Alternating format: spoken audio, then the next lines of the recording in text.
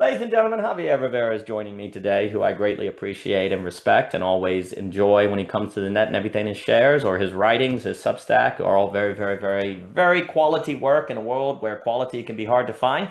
So I appreciate Mr. Rivera. So, I'm just going to ask Mr. Rivera, hey, hey, Rivera, what you thinking about? What are But- you thinking about, Rivera? What's going through that head? What's going through your mind?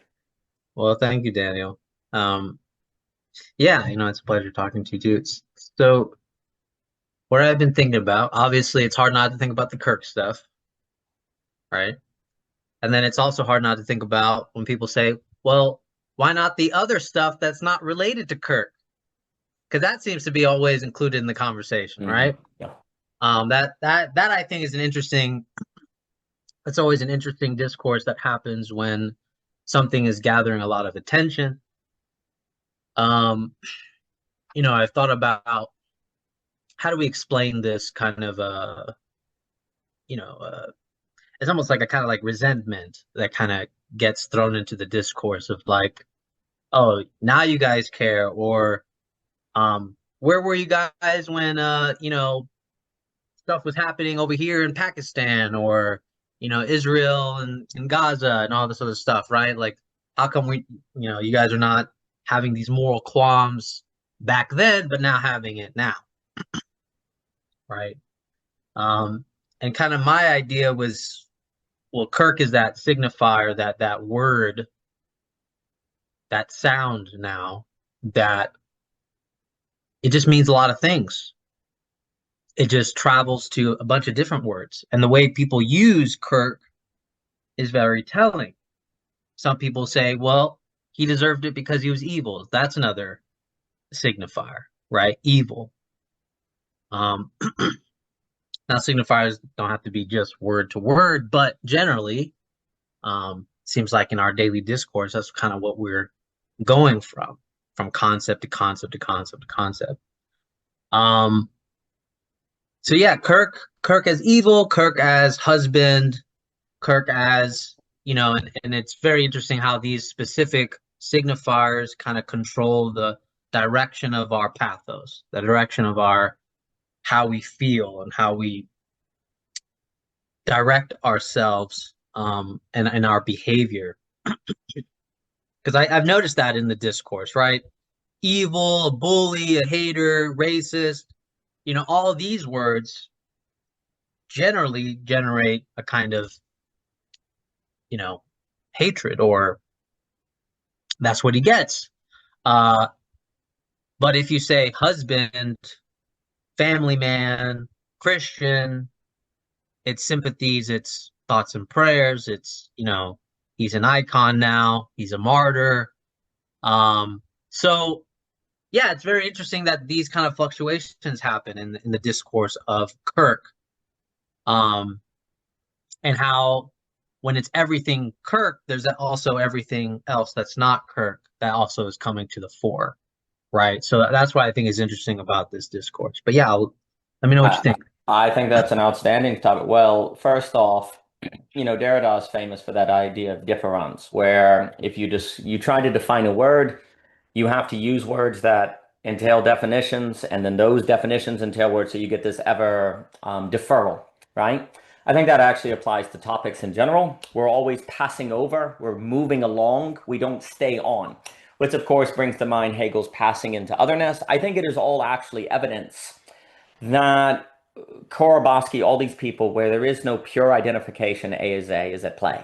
Because when you bring up a topic, it's never isolated. It's never able to stay on Kirk's death. It has to pass over into the entire world. It has to spread, right?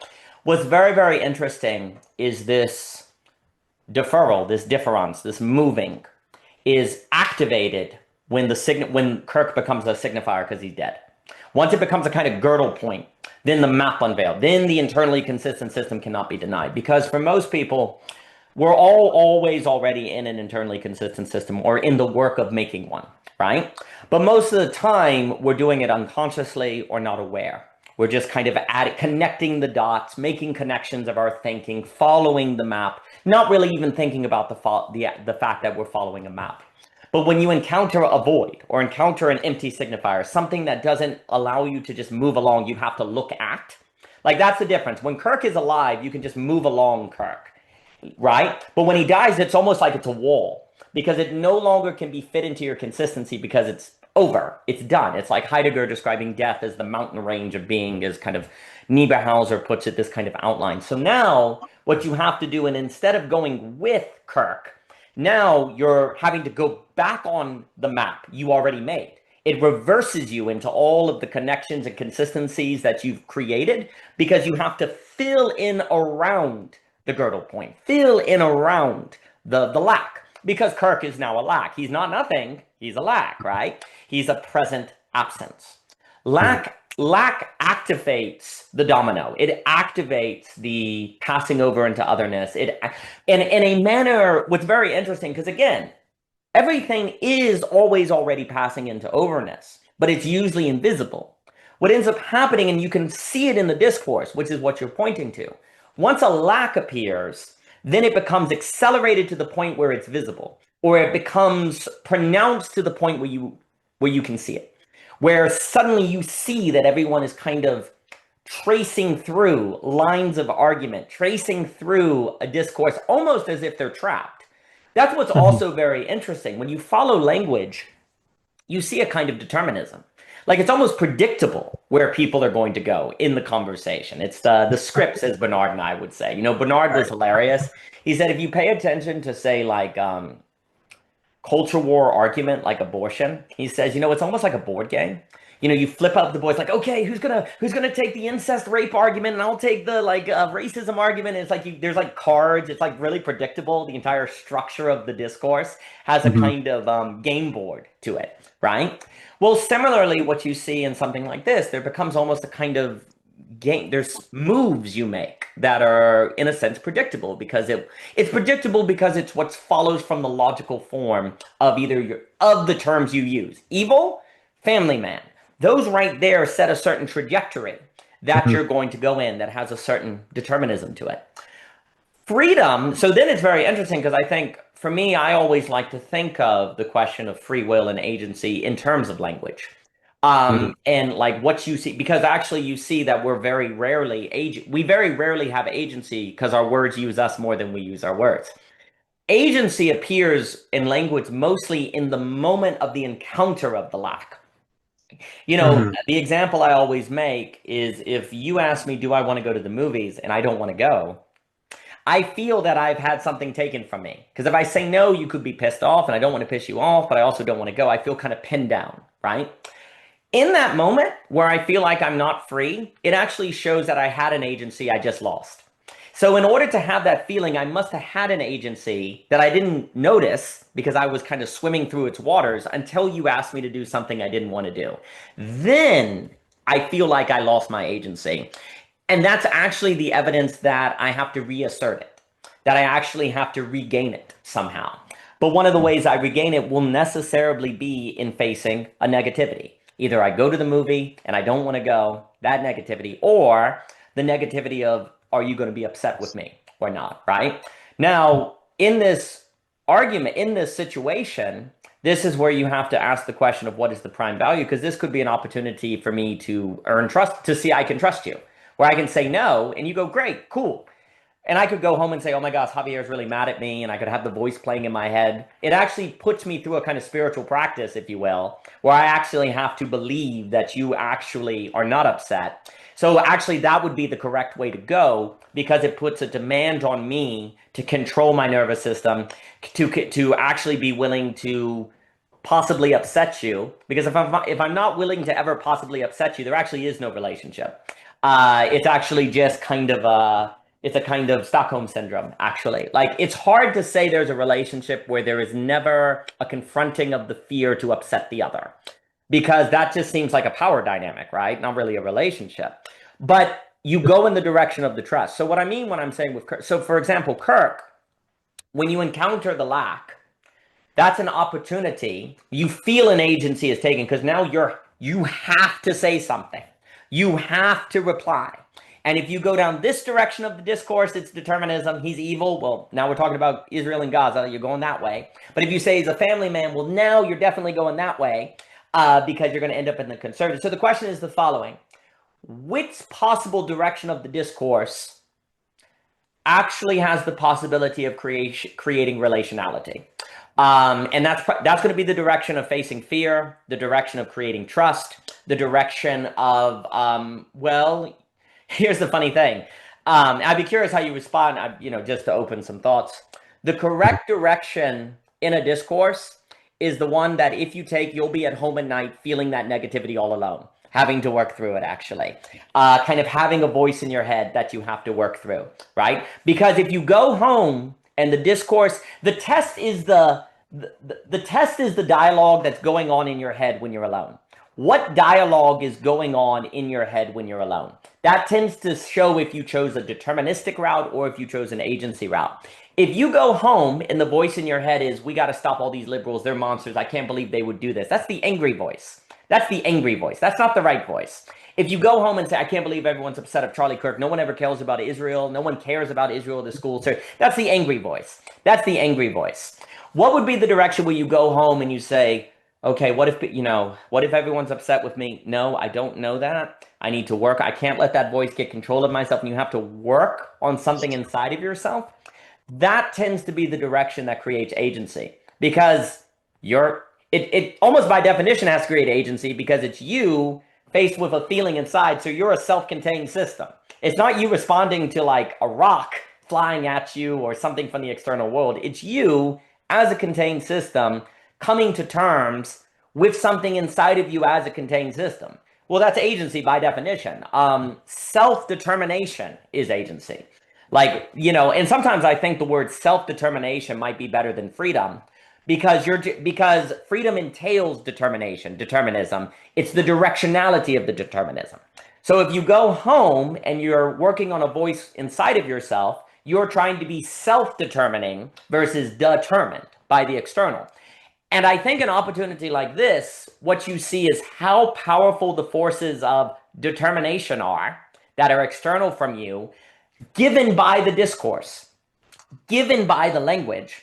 And if you're not going to be swept away by the discourse, the gossiping or the anger or the whatever, you're going to have to somehow contain a discourse within yourself that operates independent of the trajectory of those external discourses.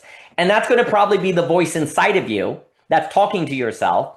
And it's probably going to have to be a voice that faces a negativity, such as worrying if Javier is mad at me because I said no to the movies, because that actually creates agency, that creates robustness, that creates a stronger nervous system. And if I don't have that, I can't be a self-determining system in the midst of other systems that is not being influenced in a certain direction.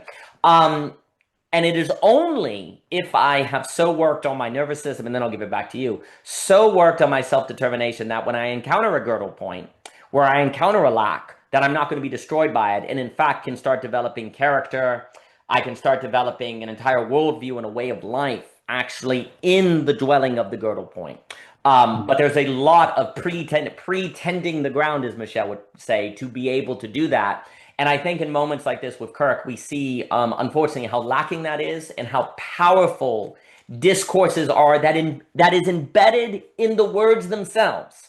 Like the word, like you're pointing out, the word family man, it's almost like an origami. It opens into an entire horizon of talk, right? The word, whataboutness. Whataboutness is a phrase that opens up and into an entire world, and you could spend all your time there and get nowhere. That's the problem. Without self-determination, without developing your agency, it's basically inevitable that you're going to be going along, someone presents a term, you get pulled into it, it opens, and now you're just here forever, never advancing to the girdle point. You're just here in the internally consistent system forever, and that's the game. So to be aware of how discourse... Well, I mean, another way is kind of like, I sometimes think about forms in the Platonic sense as gutters in a bowling alley. When you throw your ball, it goes in the gutter and then it goes in a straight line. Words bring with them gutters. And I spoke with Matthew Allison about that. And if you trip on the word, now you're in that gutter. You're forced along a certain trajectory. You can't get out of it. And You got to be watching because it's not where it's like a hole where you fall in place. That would almost be better because you're not moving at that point. You can tell you're not moving. But when you're in a bowling alley gutter, that discourse is you feel like you're going somewhere. You feel like you're making progress. No, you're not going to hit any pin. But I'm going toward the pins. I'm going toward the pins. Yeah, but you're in the gutter. You're going to miss them entirely. So I'll stop and throw it at you.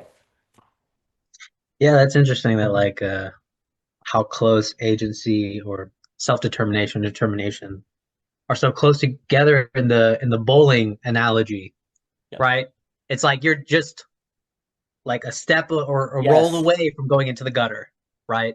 And so it really takes a kind of positionality to get to hit the pins, Absolutely. and maintain your self-determination. So I think that's really interesting that you set up at that analogy. Um, yeah, you made me think of so, I've been talking to an analyst lately, and one of the things I talk about is my anger a lot. Um, and it was very interesting. She pointed out to me that I make this distinction between pissed off and angry. Hmm. And it was actually really interesting. She goes, okay, so you said you're pissed off, but then you don't feel like you have the permission to be angry. And I was like, yes. And then she goes, that's interesting.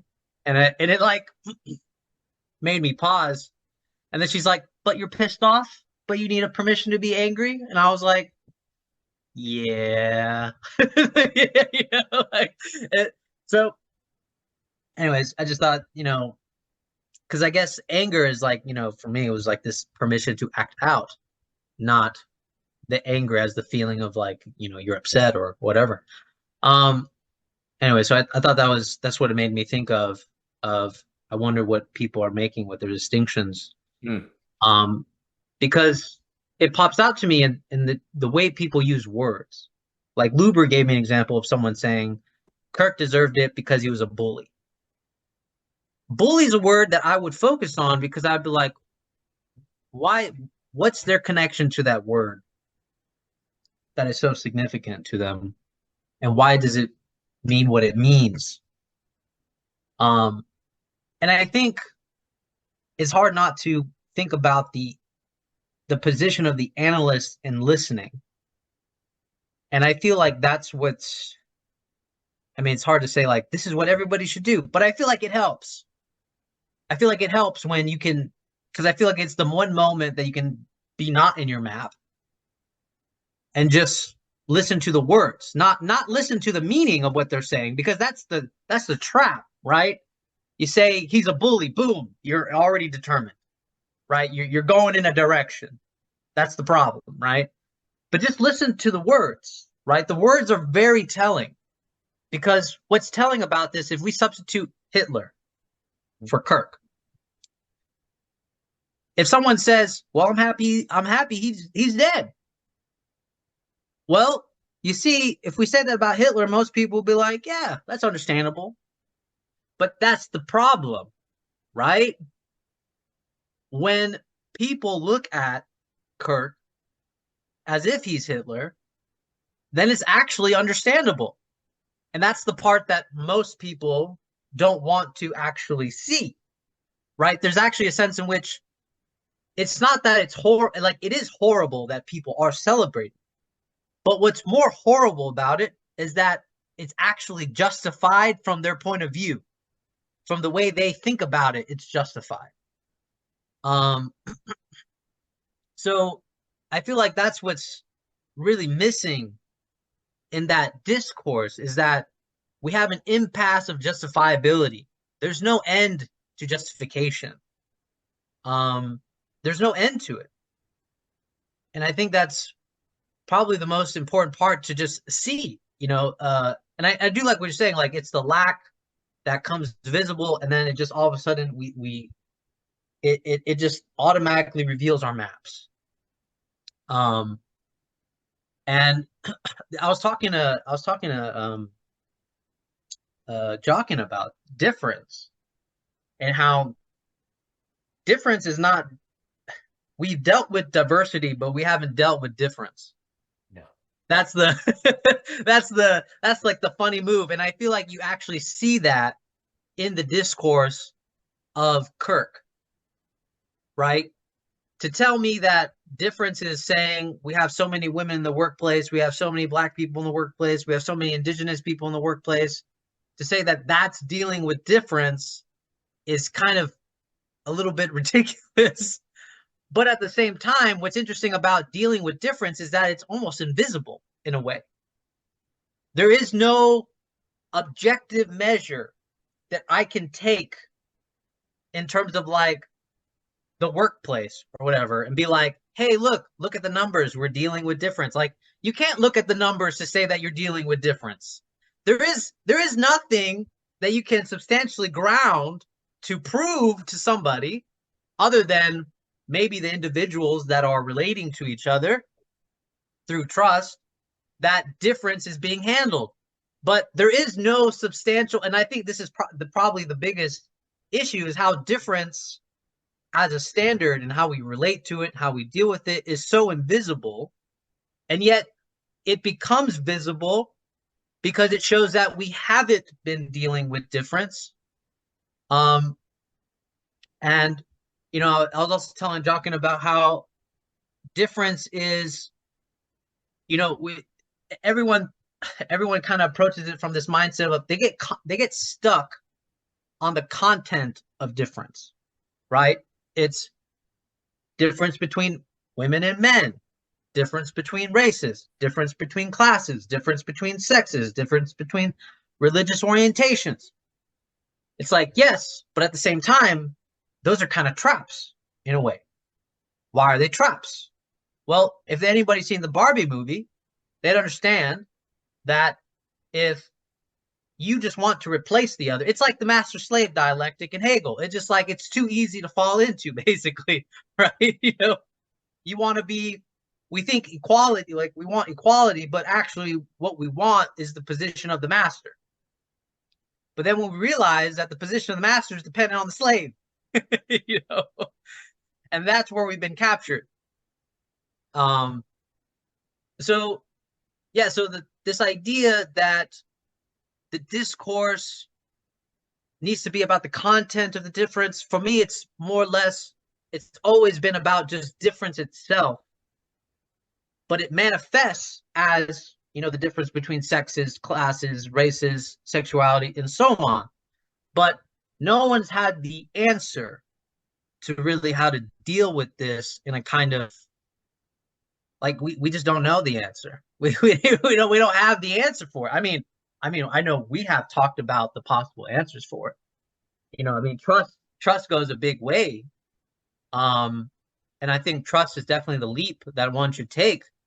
Jochen actually raised it. No, it's Luber, I think. He has a client that was saying, well, if everything's uncertain, then why should I bother with anything? Right. And then I thought this was interesting because I think this is what threatens the map that people don't want to get involved with. And I think that also is why there's a problem with difference. We've lost the signifier faith because it's always such a religious signification to it. But faith is exactly that middle term between certainty and uncertainty, right? It's kind of like, I do it because I know my map is incomplete, but I have faith in it, right? So there's a kind of positionality to, I understand my map is incomplete, right? That's what faith is. That's how I understand it. Now, do people treat it that way? No, but generally, faith is the word that we say, my map is incomplete. And I deal with the uncertainties and the negativities that come from my map being incomplete. So, yeah, I know you said other things, but I'm losing my memory here. But I'll let you go. Well, first off, excellent to all of that. For me, faith and confidence go together. The middle between certainty and uncertainty is confidence. Confidence is a word of faith, and faith actually in the Bible is closer to faithful, like N.T. Wright stresses, which is courage. So faith, confidence, courage, they all go together. Basically, you deal with the problem of incompleteness with an epistemology of courage. Like a certain sort of, I know it is incomplete, and yet, I am confident that I will be able to rise to the occasion. And also because basically when you say, here's the trick, there's two ways you can mean, I know my map is incomplete. You can mean, I know my map is incomplete, therefore I am probably wrong. And it has a kind of humble thing, which is better than nothing. But Hmm. actually, even that can be problematic because it can kind of remove any incentive to do the work of the map or the work of philosophy or the work of otherness. But if you say, I know my map is incomplete, so I know I'm going to encounter the Gödel point. I know the ethical real will surprise me. That's the correct way to speak. When you take seriously the epistemology of competence and you take seriously the I would say onto-epistemology of the problem of internally consistent systems, it brings with it a humility that's very important because I say humility versus tolerance because in belonging again we talk about how tolerance is I tolerate you. Humility is where I believe there's something to learn from you. Big difference, as Conyers puts it in the Long Truce. So I have humility, but that humility cannot be an end of itself. And I think people have tried this. They'll be like, I'm humble, I don't know everything, etc. So, well, that isn't sufficient because one day you will be surprised by otherness and surprised by difference. And when that occurs, you're going to end up in a gutter. You're going to be pulled because humility does not mean you don't make choices. And as long as you have to make choices, you're going to need more than humility. You're going to need a framework and a heuristic by which you make choices from and in your humility, right? And so that humility has to be in service of the encounter of the Gödel point, the encounter of lack. Humility is precisely what will have you train to be ready for that. But if you don't have the Gödel point, the humility could actually just have you not train at all. So it has to be in service for the Gödel point. So you have the epistemology of faith or confidence for which brings with it a, dare I say, kind of training humility for the Gödel point. That is the proper onto-epistemology. If you do that, well, then you might not end up in one of these gutters. And I'll get, because this is very important, what we're saying with the language and so on and so forth. Before I get into that, though, um, Belonging Again, Part 1, speaking about Berger, Hunter, all the sociologists, notably Hunter in his book Before the Shooting Begins. He invented the term culture wars. I could go on. What he stressed is that if we use what you're saying, the difference between diversity and difference. Now, he would say the difference between multiculturalism and diversity. So there can be some confusion here. He hated multiculturalism. He thought it was setting us up for fascism, totalitarianism, because multiculturalism is basically the way you're using diversity. We have quotas, we have black, white, religion, so we're diverse. He's like, he's like, absolutely not. True pluralism, true difference is the ethical real. Muslims and Christians and atheists and all that, they have different ethical realities. That is difference. If you are not talking about the ethical, you're not talking about anything. And one day, this was his point. He said the culture wars, and he uses abortion as an example. He says that is on a trajectory. It's just like the gutter.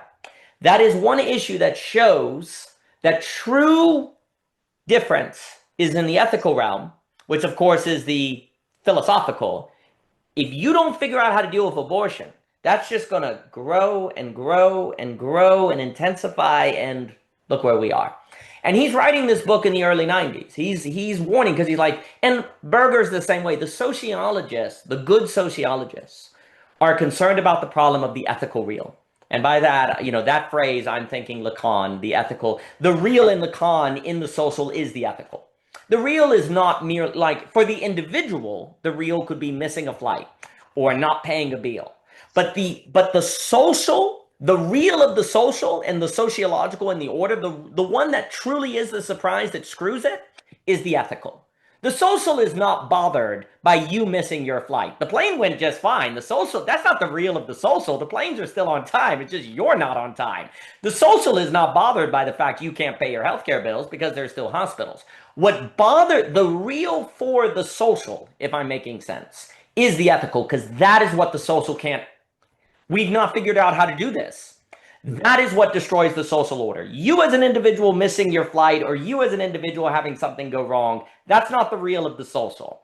And the real is the excess that can never be brought into the schema, right? It is the lack in the excess at the same time that if the social tries to bring in it can't. So it tries to keep it out. So basically, belonging again is arguing that all of our social orders have basically worked by keeping out ethical difference. That's how it's worked. And Givens allowed us to do it without knowing we were doing it and without facing it and protecting us from very discourse because it integrated us in such a manner where we didn't think about it. With the loss of Givens and thought has been unleashed, well, we still have the problem of the ethical real and we have no protection from it. So basically the extremism goes through the roof, and also the susceptibility to the discourse functioning as the new structuring of us versus the givenness of a worldview, that's now taken off. And likewise, Givens protected us from capital. So now we're extremely structured by the logic of capital or the logic of the economy. So language, economy, the scripts, these are what are primarily structuring our subjectivity now versus Givens. But here's the problem. They work like Givens, but don't even give us the existential relief of Givens because we know that they're arbitrary and we think about them. So it's kind of the worst of both possible worlds, actually. The age of maps, as I call it, versus the age of Givens. In the age of maps, you're still being structured by something external from you, but you think about it. So you're determined and anxious versus under Givens, you're determined but not anxious. You have belonging, you're determined, but you have belonging in that determination. Now, we're still determined and don't even have belonging in it. That's not good. So people are now trying to figure out how to use the discourse to practically return to Givens. There's only one way you do that, by getting rid of otherness, so it's the only discourse. You can practically make a discourse like a Givens if there are no other worldviews. So that's what people are doing. To only surround yourself with people that do the same language game. If you do the ergo have the same map, that will give you something that is practically like Givens, even though it's technically sociologically distinct from Givens, and it feels like a return to belonging. It feels like a return to people that get you. So it's a simulacra of it, and it's fascistic, and it's a return to small fascist states, and it can't handle difference. And since it's inevitable, you encounter difference. The inevitability of violence is through the roof at this point. So the point that you're making about diversity versus difference, or you could say multiculturalism versus difference, that this is the problem of, for me, belonging. Like in a new way, again, in a new fashion. We have no idea how to do it, and we're not even thinking it, because if you think it, it's quite difficult. And you have to have the framework for it. The other thing I was going to say is basically agency. So language, words, I'm going to use the term gutters in this conversation because I always like that image from Matthew when I spoke with the great Matthew Allison. So Belonging Again 2.1 is obsessed with language. It's always talking about Jonathan Rout's free speech. It's talking about Dietrich McCloskey rhetoric. It's talking about discourse, as the Frankfurt School makes it, and Kafka likeness. And basically, the question of belonging, again, is going to be tied to what Belonging Again 2.1 calls rhetoric versus discourse. Now, by rhetoric, I mean McCloskey. By discourse, I'm thinking Frankfurt or Kafka. Now, in Belonging Again 2.2, I'm going to change the language to Voicecraft versus Kafka likeness because it's too confusing because rhetoric means so much in the history of philosophy. I mean it in a very specialized way as McCloskey means it. But I'm going to probably, well, I do in the book, use different language. The point is this. Discourse, which is the novels of Kafka, end up in gutters. You end up in gutters. Rhetoric is language that avoids gutters. That's the difference. When in history rhetoric is unleashed, or let me say Voicecraft. I'm going to say Voicecraft in honor of Tim Adlin. In history, when Voicecraft is unleashed, which means people avoid gutters, you get the great enrichment, you get new forms of social coordination, you get higher forms of subjectivity, because Voicecraft creates agency, because agency is developed precisely when you gain the ability to avoid gutters, which is primarily in the act of speech, actually, especially today in a voice-based society versus a task-based society. We are all being structured toward the AI singularity, as Mikey Downs talks about. We are all being structured by capture, as Deleuze says, because most of us are in discourse. Or Kafka-likeness, to use that term, which means we use language in a manner where we end up at a gutter and get pulled along by the gutter into an internally consistent system, and we're trapped there, right? Just like Joseph K. in the Kafka, right?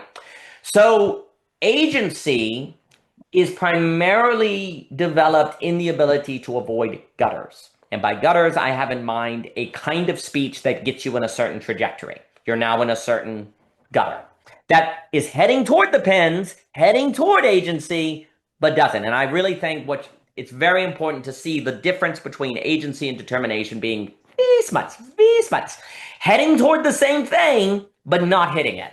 That's the difference, right? Why is it philosophy? And I think this goes to what you're saying with the analyst. Why is philosophy constantly making new terms? Why are you constantly making distinctions between love and like? Or you said pissed off and anger. You know, if you listen to people, they're constantly creating new terms. It's because they're trying to avoid gutters. Because basically what you learn in your life, wow, if in my personal relationships, I don't have a distinction between pissed off and angry, or maybe I don't have a difference between love and like, or I don't know the difference between listening and hearing, my relationship is almost predetermined to suck, actually. That's what I think most people who do philosophy, especially later in life, and they're still doing it, have come to learn, that they have actually intuited there are gutters. They've intuited in their personal lives that if we don't make distinctions, we fight all the time. That those very distinctions allow us to have agency to avoid the fights. Like, you basically have agency if you can avoid fights. If you can't avoid fights, you don't have agency. The ability to avoid fights or conflict is a lot of what agency is. Not because you're afraid of conflict, that's repression, because you've learned how to supplement it. You've learned how to actually take the conflict and make it constructive, right? Philosophers, and I think many people in psychoanalysis in similar fields, you could say Guy Senstock, have actually intuited that new terms is key for this. Because a new term or a distinction breaks up the gutter. You remove the gutter. Without that new term, there's a gutter, and the conversation is predetermined every single time. Or the interaction is predetermined every single time. So you come up with a new term. Or you get an analyst to listen to you talk and they say, interesting. What's the difference between pissed off and anger? Oh my gosh, I'm in a gutter. Maybe there's a gutter here. The analyst is listening for gutters. That's what they're doing. They're letting you speak, going, and then you go, oh my gosh, I'm in a gutter. Oh my gosh, I'm in a gutter. Another term I use that I won't use in this conversation is, I basically think philosophy is about metageometry. That is what it is. Metaphysics is metageometry. That's how Leibniz put it. And basically what you're doing is realizing I'm in a geometry, and the geometry is a gutter. And I can be as rational or make as many choices or whatever I want. Like, the bowling bar can make all the choices it wants. It can be in any mood it wants. It can do what it wants, and it's in the gutter. So it's practically as if it has no choice, right? And so you're constantly, as a philosopher, thinking about terms to break them up from being gutters. You're constantly making new distinctions to break them up from determinism. And that is basically what Belonging Again would like to argue. We look through history, we see freedoms of speech. Freedom of speech. You know, a lot of people are talking about Kirk and freedom of speech. Well, I would argue there is no free speech if speech is just gutters. Like, there is actually there's just a sharing of gutters. That's not free speech. If you're stuck in gutters, discourses, trajectories, that's not freedom. That's just a choice of determinism. Is that freedom? In a sense, but choosing between gutters versus the choice to be in a gutter or not in a gutter, I would argue that's the only way to actually have free speech. The ability to choose to be in a gutter or not to be in a gutter. Otherwise, yeah, it's choosing different gutters, which is a kind of freedom, but it's not meaningfully a kind of freedom because it's isomorphically the same, right? So in a very real sense, without philosophy or without thinking about language, there is no free speech. There's no freed speech, you could say. Maybe there's free speech, but there's not freed speech. And so we're not meeting the conditions of possibility, in my opinion, as a society to have freed speech.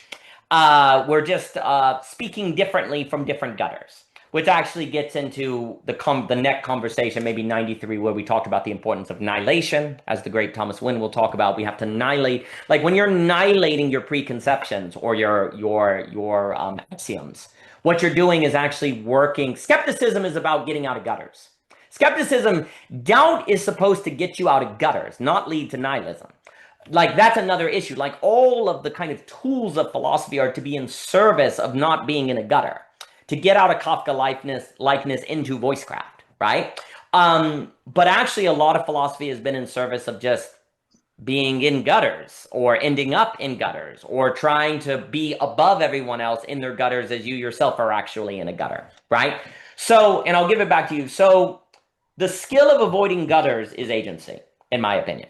Agency is the skill to avoid gutters. That requires the philosophical skill or the meta skill of making distinctions, making new terms, paying attention to how words function. Agency is found in language. And basically, then, in order to have a society that can deal with the ethical real, ergo true difference, it's going to be a society that incubates the conditions of possibility of its people to use language in this way. That would be step one, which would be rhetoric versus discourse or voicecraft instead of Kafka likeness. If we don't even do that, because this is step one for the address, the new address, blah, blah, blah. And this is why we talk about the school system returning to oral education, removing the test, all about speaking and getting really good at word spread in an architectural way. If we do not gain this capacity of language, voicecraft, I'll say, in honor of Tim Adlin, and forgive all of the different terms. One of the fun things with belonging, again, is all the different terms, but we're trying to avoid gutters, so you know it's a good thing, right? So you have to have the meta judgment to follow the term. But if we do not, as a society, meet the criteria of spreading the conditions of possibility for the average person to incubate the capacity of voicecraft, then we're stuck in gutters. The ethical real will not be addressed, and we're basically, well, doomed. We're in massive trouble on a greater and greater scale. If we can change our relationship to language to avoid gutters, that will be the beginning of the creation of agency.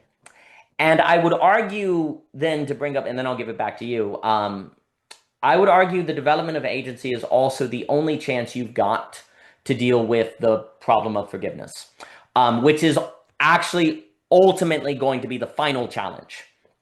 We have no idea how to forgive across worldviews. We know how to forgive any worldview. We know how to forgive people that think like us, but people who don't think like us, we have no idea. Well, that means it's non-rational. And this is a very important point. The only way to do the non-rational, not just have the non-rational carry you along, to choose the non-rational, thus the possibility of an absolute choice, it necessarily requires agency. Because you can't choose the non-rational if you're simply caused and affected by the external, right? To actually do something non-rational, you are going to have agency because you have to be self-determining. The non-rational is not given, right? If you choose it, it's not in your materiality. It's something that you, from some other source from your external world, is bringing into the external world. That has to be you.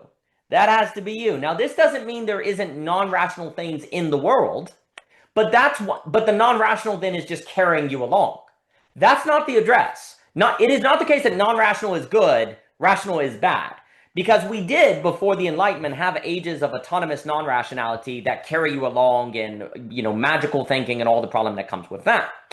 We then went through the Enlightenment to correct it and are now on the side of autonomous rationality. But that rationality gave you the possibility of agency because you could break from the external world, right?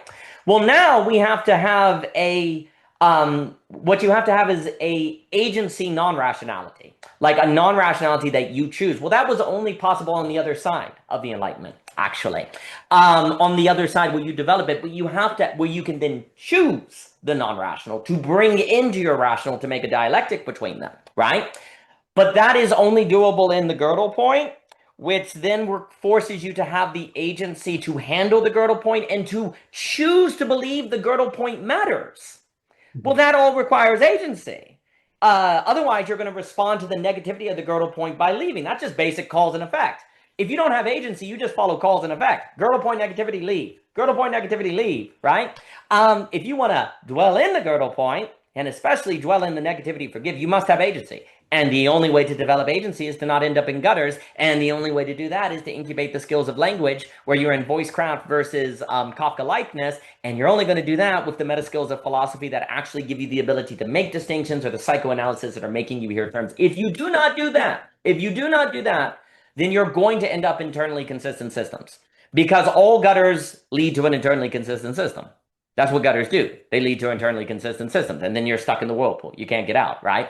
So I think it is very much the case that language is at the very ground zero of this problem of the new address. And basically, and the majority of people are using a language that gets them in gutters. And what the Charlie Kirk situation has shown is, because it's an ethical reel that's blowing up, it's just showing everyone is trapped in gutters. It's showing that everyone is stuck in internally consistent systems. And if you cannot destabilize the terms, if you can't destabilize, you're going to be carried along. You're going to just be pulled on, as Faulkner said about that bird in the Quentin section, a bird on an invisible wire pulled, dragging its frustration into eternity.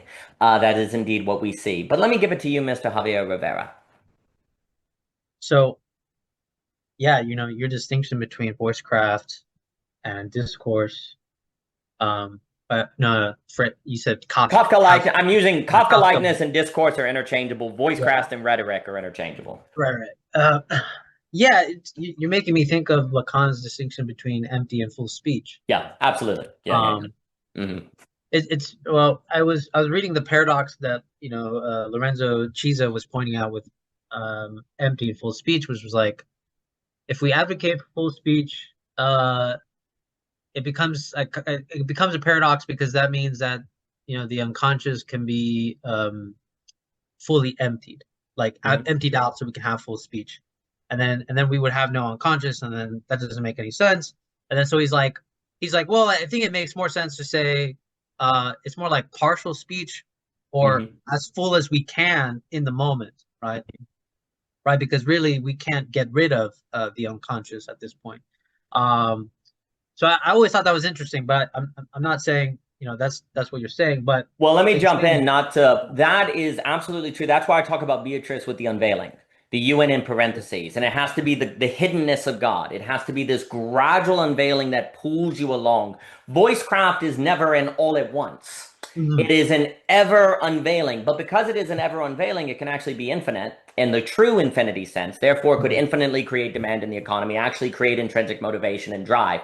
The unveiling, the necessary fact that the subconsciously has to be ever unveiled, and Voicecraft is never finished, but it is always as complete as it can be in the conditions of the moment. That's why we have intrinsic motivation. That's why it actually could incubate the subjectivity of drive, is because it is always partial, and it is a partial object. Well, if it's a partial object, then it can be like Jacques and I were saying with love. Michelle is always partial, is being a definitive person, and thus there's always more to learn. It's always mystery and unknown. The very fact that Voicecraft has to be unveiled with the U in parentheses means it can be AB, what it is, but also more to be done. And thus it can create the subjectivity of drive. Thus it can overcome the meaning crisis and the motivational crisis. But it has to have, but here's the problem. Because it is unveiled and partial, it's dangerous. Because if you do it too quickly, too much at once, if Beatrice smiles too quickly, Dante dies. There has to be a skillfulness on the unveiling so that people aren't overwhelmed. And so you have to have a social order that's able to train people in intuiting the right degree of speech at the right time. That's a radical level of social intelligence, emotional intuition, skillfulness.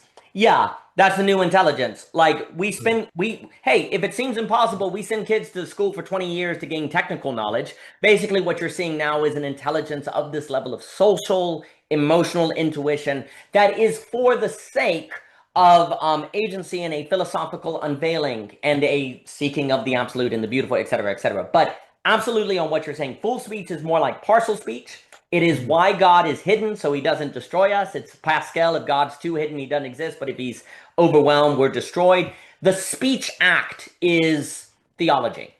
Like speaking is theology. Like the very structure of theology is speaking. When Feuerbach is like, well, we just project perfection into God, and that's where God is just, well, actually theology is kind of in a sense the projection, the Feuerbachian projection of speech. But I will stop there, and simply I wanted to agree with you. Yeah, no, I totally agree. I mean, that's what makes me like would think. I think that's what prayer is supposed to get at, Yes. is this partial speech. Um, yeah. So you talked about internal motivation, and this is something that I've been thinking about as a way to get to internal motivation. The analyst's desire. I feel like we haven't thought about the analyst's desire from a sociological point of view, like on a bigger scale. Because what I like about the analyst's desire is that the analyst initially desires to be there. At a certain point, they're not going to be motivated to be there anymore. So it has to be the analyst's desire that sustains this relationship, right? What does the analyst say? They'll say something like, I'll see you tomorrow, right? That immediately puts them in the desire of the analyst. And I think that's very interesting because can you imagine if we had disagreed with someone so fervently, right? I feel like it's the answer to the drifting, the slow drifting, right? Yes. Because they're going to lose the motivation, right? Hmm. But if you say, you know what? I'll see you tomorrow. I'll come by. I'm going to come by and say hi tomorrow. You know what I mean? Like that is, and it's, and just being persistent about it, which I feel like is part of the analyst's desire, right? That the analyst then has to encounter all the time, especially when they're not motivated to no longer attend, right? And usually you start seeing this when the analyst says, yeah, we've been doing 1 week, but let's do twice a week. Let's do twice a week, right? So I really do think there's something there about the analyst's desire that I think is quite useful to help build up to the point where the person can have this internally motivated part of them in there. Because I think initially it's so brutal, it's so negative Yeah. that we do feel motivated, but then just sustaining it is the biggest problem. And so I think the analyst's desire on a sociological level hasn't. I feel like I haven't really heard this been brought into like the discourse of like, because I feel like it's very important when we want to talk about motivation. How do we sustain the other's motivation? And I really do feel like if they're not motivated, then it's my desire that's going to sustain this relationship, right? It can. I mean, it'd be very hard. I mean, of course, it doesn't guarantee it, but it's something that provokes the other to fall into. You basically put your position of the other for them in there. So I think there's something very useful in that I think deserves more thinking through. There's also something that you said about, this girl point negativity, and Mikey and Nance recently came out with a video. They talked about Kirk as well. And Mikey said something very interesting because he's touching on something that Cadell's been bringing up, something that I've been bringing up, something that Dwayne Rousseau's been bringing up. And I didn't know that there was a debate between Zizek, Cadell, like not against the two, but Zizek and Cadell on the side of a more perverse society, right? But I guess Dwayne Rousseau believes we're going more towards a more psychotic society, right? And I'm kind of sympathetic to that direction. But after having the conversation with you on the net, and you said something very interesting about, well, maybe the leaders are perverse, and then maybe we're going towards a more psychotic society. I think I want to change what I said. I want to change what I said. Because Mikey pointed out something about autism. And I think autism, Leon Brenner's work, the autistic subject, Mikey speculated that maybe we're going through a more, maybe this is my adding. I don't know if he exactly said this, but there is a sense in which it's possible that we're actually going towards a more autistic society. Right? Oh, yeah. Okay. So But here's the thing that's very interesting, because this almost seems necessary, but at the same time dangerous. It's the cure, and it's the thing that will also kill us. Yes. Hmm. And I think that's why I feel like this hunch actually might be correct. Because what's interesting about autism is that they are so different that they can't handle difference. And they force us to go to the girdle point Yes. where we can't actually make this person be different Hmm. to coincide with us. Every every other mode of being that we've encountered has been, well, there's a possibility of us making them different for the most part, right? Especially if we're talking about difference between like race, sexes, and we can convert them to our map, right? Autism, you can't really do that. If you do that, you're going to fracture their world. They already experience the world too intense as it is. Which is why I think Leon Brenner's work is so fascinating. I have yet to read the book. I want to read it now because he's actually saying that the autist has a relationship with signs, not the signifier. That's very interesting. That means that words are things to them. Things are words. That's a little different for us. So I think here's the thing, though. If everyone becomes autistic, then nobody can deal with difference. But at the same time, autism is that question of how do we deal with difference? Because in some sense, there is a real point where there's no budging. There is no budging. You can't make them any different. You can only make it more comfortable, more stabilized for them to be as they are. And that really forces, that's a hell of a forcing function to deal with difference. And I think what you're saying, Daniel, I think autism might just be the blessing that this world needs. But at the same time, right? At the same time, right? We shouldn't create the conditions where everybody else is becoming more autistic, right? Like that's the thing, right? Because I'm using an analogy of autistic here, of saying we're no longer at the point where we can handle difference. That's what I mean. I don't want people to get caught up on clinical terms. But usually I'm just using a society of autism as an analogy to say we will reach a point where nobody can handle difference. And that's the fascistic states. That's how I look at it, because the world is too intense of a difference to live and handle. And so they have to close themselves off. That's how I define the world as leading to a more artistic kind of analogy. So I think but at the same time, the autistic subject, maybe that's the distinction I'll make. The autistic subject is the answer, the encounter in our face of right there, of that will get us to the girdle point, because there is nobody else.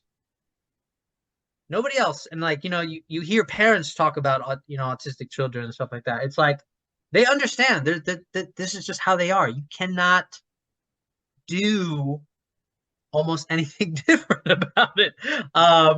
There is no solutions in this kind of scenario. So I think it's a really interesting discourse that needs to be more thought about on a sociological level, because I do think, I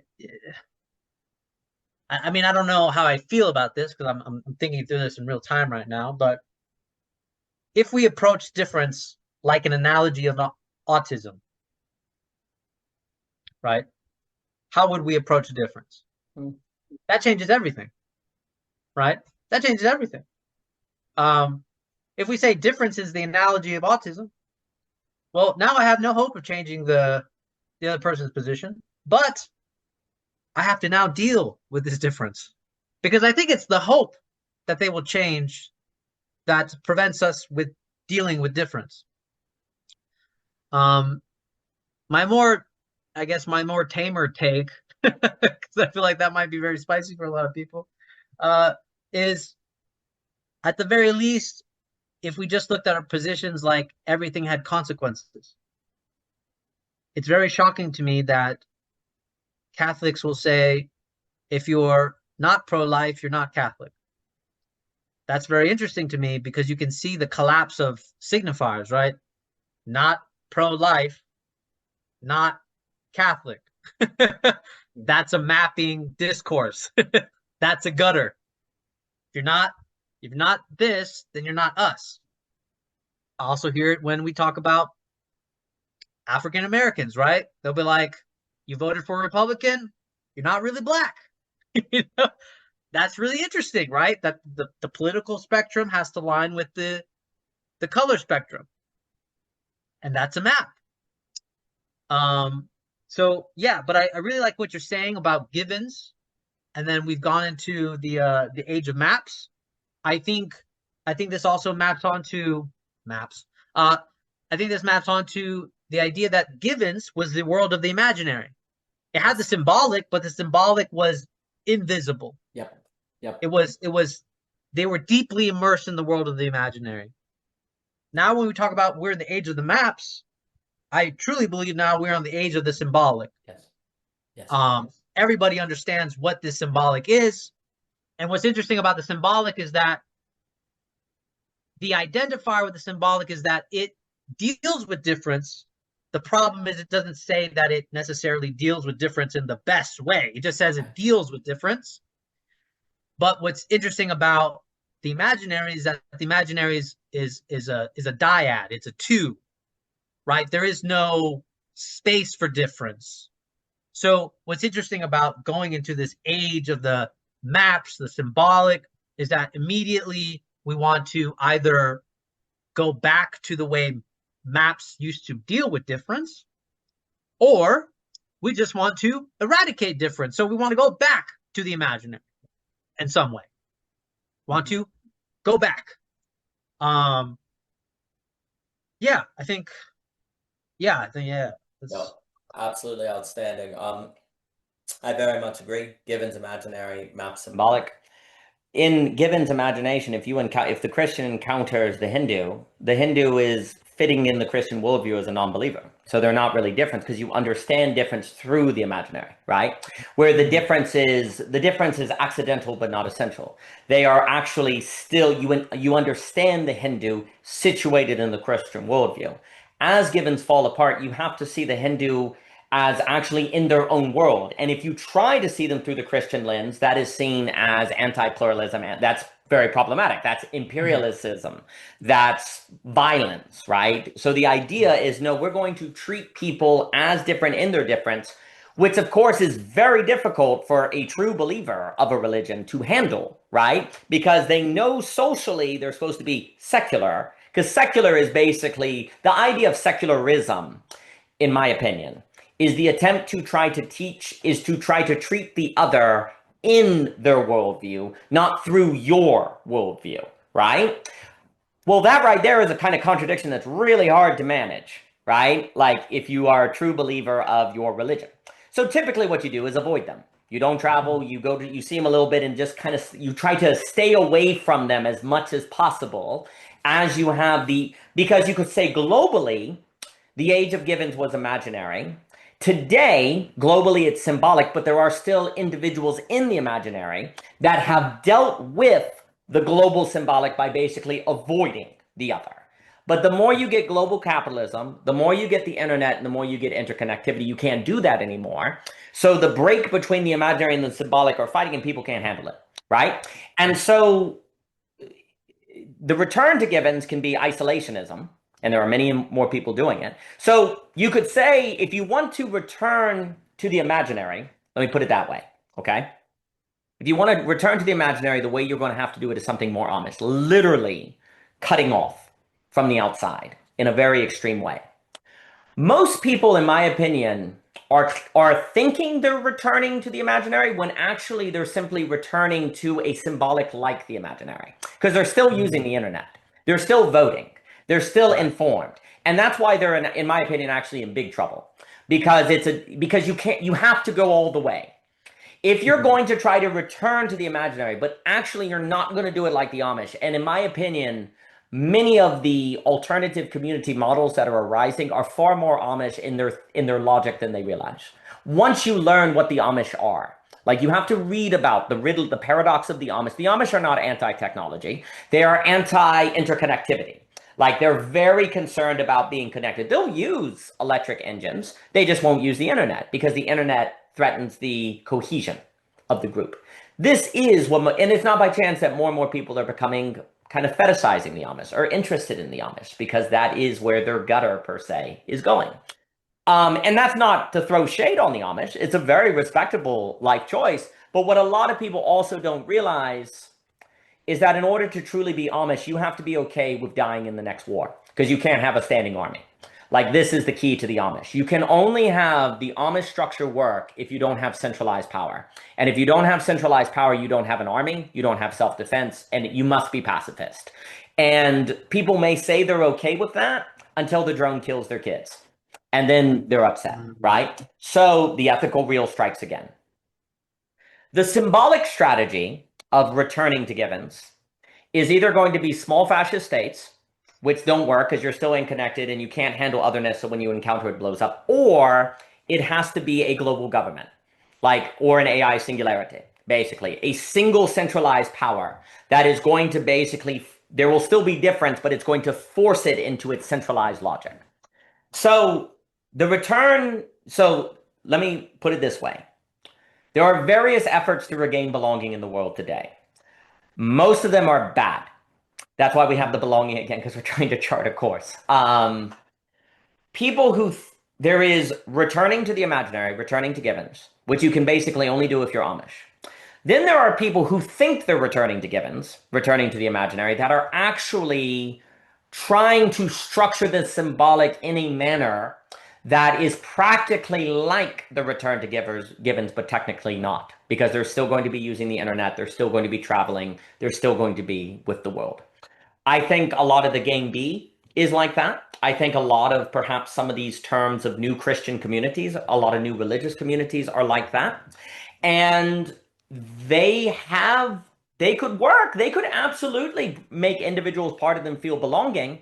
But if history is our guide, it's dangerous because when you get isolated or you get cut off from difference and you inevitably encounter difference and the negativity shows up, you're so out of training to handle that negativity that it turns into a war or it turns into violence. And so you get decentralization leads to civil wars and things like that.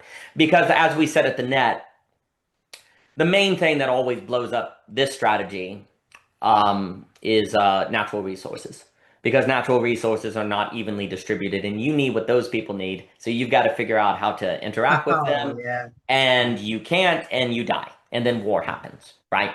Mhm. So this strategy of so let me put there's a difference between the decentralized symbolic belonging, if you grant me that phrase, that almost always ends up in small fascist states or civil war. Okay? Then you have the centralized symbolic belonging, which both of these are bad. These are not what I'm supporting. I'm saying this is what I think will occur. The symbolic centralized belonging is the AI singularity, or it can be a global government that shrinks difference, which is what we tried and why popularism is exploding, because this is what we attempt. We basically attempted a global order at the end of history through the logic of capital, multilateral trade agreements, basically soft power of America hegemony to make the world all similar as consumers. We tried this. It doesn't work, but the powers that be are still attempting, and they're going to use manipulation, algorithms, conflict, violence, and etc. to do it because you're trying to centralize, right? All right. If we, so I would say all three of those are not going to work. The one that actually can work the best is the Amish, as long as you're okay with getting killed. And as long as you're okay with not using technology. And I would argue people may think they are until the reality strikes. Because I will also say it's very difficult to appreciate how hard life was before technology. Like it's really difficult to understand. Life was really difficult before you had running water, before you had all of the goods that we now have. And look, Amish communities will absolutely at different times use technology, medically, et cetera, so forth, to save lives because it doesn't threaten the interconnected. So you can't even say the Amish are actually a return to an olden age. It's more of a give and take between modernity and now. So even Amish today is not a true return to a pre-technological age. It is a more negotiated technological state, but it's not pre-technology, right? So it's very dangerous to say technology is bad. Mhm. But if you don't say technology is bad, then you're in one of these three gutters, because what I'm describing are basically gutters. The return to the imaginary, Amish, okay? And there's a discourse that goes there. The return to belonging through a decentralized symbolic. Civil war, small fascist states conflict. That's not going to work, in my Right. opinion. The return to the centralized symbolic belonging. AI singularity, global state. That's also not going to work. And so what do we do? Mm. What do we do? I have so much more to say, but I'm going to pause there because you know, on the autism and everything. But before I talk for 3 hours, I'm going to ask, what are your thoughts on what I just said? I mean, yeah, I mean, like the way the way you're posing this is like, I can imagine somebody hearing this and like, well, guess we're screwed, Yeah, that is. you know, I hope you feel that. you know, Yeah, that is the hope. That's the forcing function. you Yeah, yeah, know, yeah, yeah. like, I guess we're screwed. Um, but what you're posing is demanding something that is like, yeah, it's like the girdle point of something that hasn't been thought. Um, and this, I think that's where it makes sense to say something like, I think this is the answer, but I could be wrong, right? Um, it doesn't help to say, like what you were saying before, to just have this kind of like humility or whatever. Like what you are posing, you can't have this kind of humility of like, well, it could be wrong. It's like, well, that's not enough to pursue this answer when there's so much of these threats on the as an option here. Um, that's not motivating enough, like you're pointing out, that's not motivating enough to even want to begin a search for an answer. And you're making me think of, I also watched Todd McGowan's symposium on his new book, and something was asked of Todd McGowan of politics and psychoanalysis. Um, and I think it was Daniel Tutt that says, well, I guess for you, Todd, beautiful souls identifying with their lack is not realistic. I thought that was really interesting. Beautiful souls not identifying with their lack is not realistic. I really had that phrase stuck in my mind for a long time because I was like, huh, that's fascinating, because it sounds like this is the threat opposing the answer of all the options that you're giving, Daniel. Is that someone's going to say, well, it's not realistic. Exactly. Yeah. right? Right? That is the threat, right? That is the threat to the idea. It's not realistic. Yeah. But the way you're posing it is, it's like, well, are the other answers great? Because that's going to be the most realistic, and the realistic answer doesn't sound great. you know. Well, not to jump in. Go ahead. One of the reasons why I think it is very important to make clear the direness of our moment is so that we take seriously the unrealistic. People Right. will not take the unrealistic seriously until they truly get in their bones that the other things on the table are not going to work. And if they don't work, your children starve to death. Hmm. When you say it, you see, one of the problems is a lot of times people, in my opinion, are not bringing the real into their discourse about failure. Because if they did, they would not settle for bad answers. Like Hmm. if you really get what it means to have a world where drone warfare happens and where drones are in the streets and you can't go outside without a psychological terror the likes of which you can't comprehend. If you really understand what it will be like if the power grid is taken down by a hacker, if you really, really understand that, then it will not suffice to say something like that. Academics are famous for this. I'm not here for the answers. We're just having a conversation. We're starting a conversation and we're having questions. We don't know. It's like we've done that for a long time. Hmm. And the clock is ticking. You must become viciously critical of anything you think is going to work. You must be viciously critical of any conversation that lingers at a possibility but doesn't want to be definite about Hmm. anything. Because when the drones set up, the drones will not be abstract. The loss of running water will not be abstract. So we have to bring it into the concrete. And if you simply go, well, that's unrealistic. Yeah, maybe it is unlikely, maybe it is unrealistic, et cetera, et cetera. But to use that as an othering of considering the possibility, I think is incredibly more likely if you are not taking seriously the stakes. If you take seriously the stakes, then you might think a little harder about that. But you see, once you do that, you can start getting disagreement. Like you can get people in your bubble, in your circle, who like to talk about a topic. They like to talk about the free market. They like to talk about woke. They like to talk about communism. They like to talk about Austrianism. And you start saying, like the girdle point in Austrianism. Free markets always become mixed markets. Always. They always are taken over by corporatism. If you, as an Austrian, point that out and start saying, how can we stop that? And you start saying, well, I guess we need the government to pass laws. That's not libertarian. You're having the government pass laws. You get kicked out of the discourse. If you as a communist say, well, we need a communist revolution, but the working class, but the possibility of a working class doesn't seem to be there anymore because people don't identify with their job. And in fact, they hate their job. So you're not going to get a working class solidarity movement because people don't identify with their work in the same way. Also, florists and construction workers are different.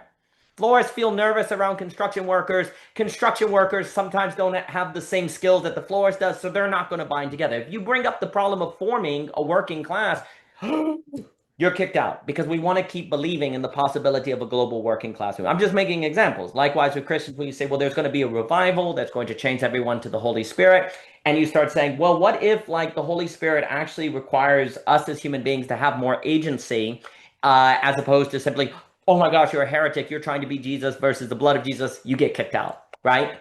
So if you move, so that's one of the reasons we get stuck in simply emphasizing the conversation. And again, the conversation must not stop because if you stop it, you're likely to make a mistake that you don't know you make a mistake, and you're likely to lose the innovation. And also, when the conversation stops, then you're actually doomed for discourse and Kafka likeness. You need the philosophical conversation never to stop to make sure you stay in voicecraft and don't end up in a gutter. But that continuation of the discourse must not be in a manner that is othering the unrealistic or not taking seriously the stakes. Now, only a given individual can know if they're doing this. I'm not trying to be judgmental, but there is a tendency to basically discuss the problem and then kind of almost in a sense leave it there or pose things like, well, we've got to overturn capitalism or we need a revolution, et cetera, so forth. Well, the electric grid is gone. When the electric grid is gone and you realize what that means, this is not tenable, right? I would have to say a lot more. I will stop myself from going further down that, but we have to get very serious. Um, Hmm. so on the idea of perversion, autism, psychosis, et cetera, so forth. I do have a tendency to go toward what I call polytheism versus monotheism. Hmm. Monotheism, the map is a single theory of explanation. Usually, I think it is a mixture of different things. So, Yes. absolutely, there's an autism going on, there's a psychosis going on, and there's a perversion going on. The question is in what ways, under what conditions, and to what individuals, and by what causes, right? Yes. Um, for me, the way I have always liked to think about what is occurring, that I will say for the millionth time maybe, is that I think basically everything is just becoming Japan. Like Japan is the future. That is where everything goes. Japan is a mixture of the perverse and the autistic and the psychosis. Japan is where modernizing societies without religion end up. Another key characteristic of Japan, it is now a low desire society. People don't want things. That's why the economy is in stagnation. They're not having children. Like Japan is the future of the world. And basically, if you don't think the new address, the world will end up like Japan. And look, it's very interesting. You have explosions of ethno-nationalism. They don't like foreigners in Japan. You know, the government's trying to do it. You also have many people in Japan they've said they're pacifists. If there's another war, they'll let themselves be killed and destroyed, right? And there are many people also in Japan who never leave their apartment. And there are many people that show, even if they're not technically autistic, they have autistic-like behavior. That has become a massive problem. And obviously, the adult entertainment industry in Japan is massive, to the point where there are just Walmarts that you can go in, and it's just part of the culture, right? Japan is where the world is going, in my opinion. And so if you look at Japan and you go, is this sustainable? Or what are the pathologies that we see? This will be a very useful case study by which to think our moment, in my opinion. And then to say something I cannot resist, I basically think the most useful explanation or work of political science of the last, I don't know, long time is Attack on Titan. Attack on Titan is absolutely only Japan could make Attack on Titan. Because actually, all of the options in that show are our best addresses. Okay, what did Zeke say? We won't have babies anymore, and once they see we're not going to have babies, they'll let us just die, and we'll just go away, right? What did the royal family say? If they invade, we let them kill us, right? So we'll let them attack us. That's more of the Amish strategy. Zeke is more of the low desire society. We'll just kind of fade out. And what was the original premise of the show? Isolation. We're in the walls. Don't go outside of them. If you go outside, that's the age of givens. It's given that the attacks are monsters. So Attack on Titan is it's actually a masterpiece of political science. And arguably the greatest. It's arguably one of the greatest works of all time, if not the greatest. Now, I won't give any more spoilers. But actually, if you're watching this and I just spoiled it for you, shame on you. You've had a long time. I actually was there for episode 1 in like 2011. I had no idea. It is the greatest work of political science out there for our moment. And what is the last option, though? What is the last option? Kill everyone except your people. Okay, this is basically where we are. We are in a world stuck between the options that Attack on Titan presents us with. And those are the options left to a world becoming like Japan. Okay? And would we like to think something different? Yeah? Okay. How? Okay. Attack on Titan does give us glimmers of it. What is the only way? What is the only way that maybe possibly kind of sort of the world of Attack on Titan? Because how does Attack on Titan end? The cycles of violence just resume. They just go on, right? You know, and it never stops. There's one way that seems to have worked that was perhaps embodied by the episode when they're around the campfire, is forgiveness, right? You know, is actually just forgiving and letting all of these people who killed one another just say, we're all effed up. Yes, we did terrible things. And I see you in your terribleness. You see me on my terrible. Here we are. Well, that's a kind of identification with lack, right? What's very interesting that I love about Attack on Titan, actually, is when does one of the characters attack Reiner, John attack when he says sorry. He blows up when he says sorry, right? Which actually is funny because it shows us that the topic of forgiveness brings out the demon in us. That's why we don't like forgiveness. Like, if you really work with the demon, like, it brings it out. Because now you're saying what you did was wrong. If we could have just forgotten about it, that's one thing. But actually, to bring it to the front, the only way to move is for me to punch it, like, to face that negativity, right? That's the only way. But are you really, really not going to take revenge on the people that killed thousands of your own people? Are you really not going to take revenge on, you know, someone who killed your kid or something like that, right? Well, here we are. And of course, it's important that in Attack on Titan, what Eren did didn't work. Eren did not succeed, ultimately. He only created a period of time of quote-unquote peace, but he ultimately failed. So everything's a failure in Attack on Titan. So if we take what we're saying about, so I got my anime quota. I really do think Japan is a critical keystone to understanding much. And it is, and I actually think many of the animes are very politically and sociologically advanced because Japan has been ahead of the game for a long time. Mhm. And that's also one of the reasons why people who know about the good anime tend to deeply love it and actually think of it as higher than all the, because it seems like the stories that actually are matter for our moment. It seems like the stuff is like, yes, this is the unthought. This is what we're dealing with. And of course, precisely because, and also because the story is not bound by the requirements of live action, then the stories can be better. Because if you're not doing animation, your stories have to take into account the logistical difficulties of making live action. So it limits the storytelling. And when you limit the storytelling, you also limit the kind of music that can be made, the kind of visuals that can be made. So I also don't think it's by chance that in anime, when you have good anime, you have a feedback loop of the best music, the best stories, and the best anime, because the very freedom from the logistical demands actually allows that. Because why in the world would you make the music in Attack on Titan unless it was for Attack on Titan, which needed animation to be good to do just in the same way that Bach's passion is thanks to the Bible. You need stories to have good music, actually.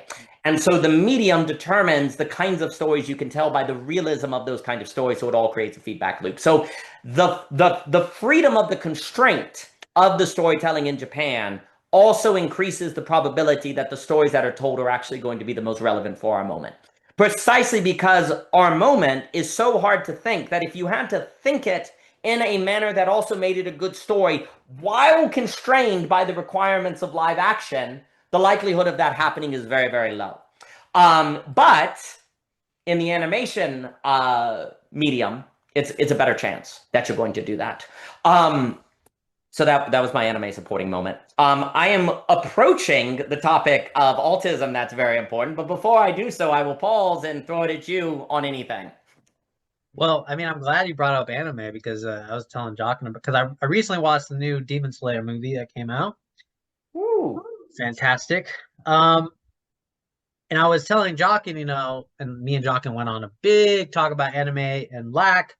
And basically, I was pointing out to him that, it's interesting that in anime, especially the good ones, like the big anime that everyone talks about, they always use memories. Yes. They always use memories, and that's always a sign of repression. Mm.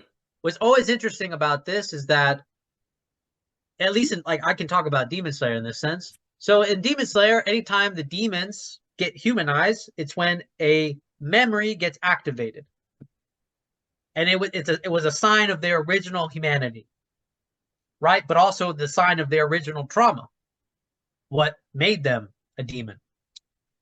And this is always interesting because even if you watch Bleach, same thing. The demons are called hollows. Anytime you're about to kill the hollow, they have a memory. It's a repressed memory. It was the thing that made them human, but it was also the side of trauma. Yes. But they didn't identify with that lack at the side of trauma. And so they became a hollow, or in the case of Demon Slayer, they became a demon. They refused to identify with the lack. Now, the people that are the Hashiras, for example, the top tier demon slayers, what's interesting about them is that for the most part, at least for I can't speak for all of them, but at least for Tanjiro is somebody that's identified with his lack, right? He's identified with his lack.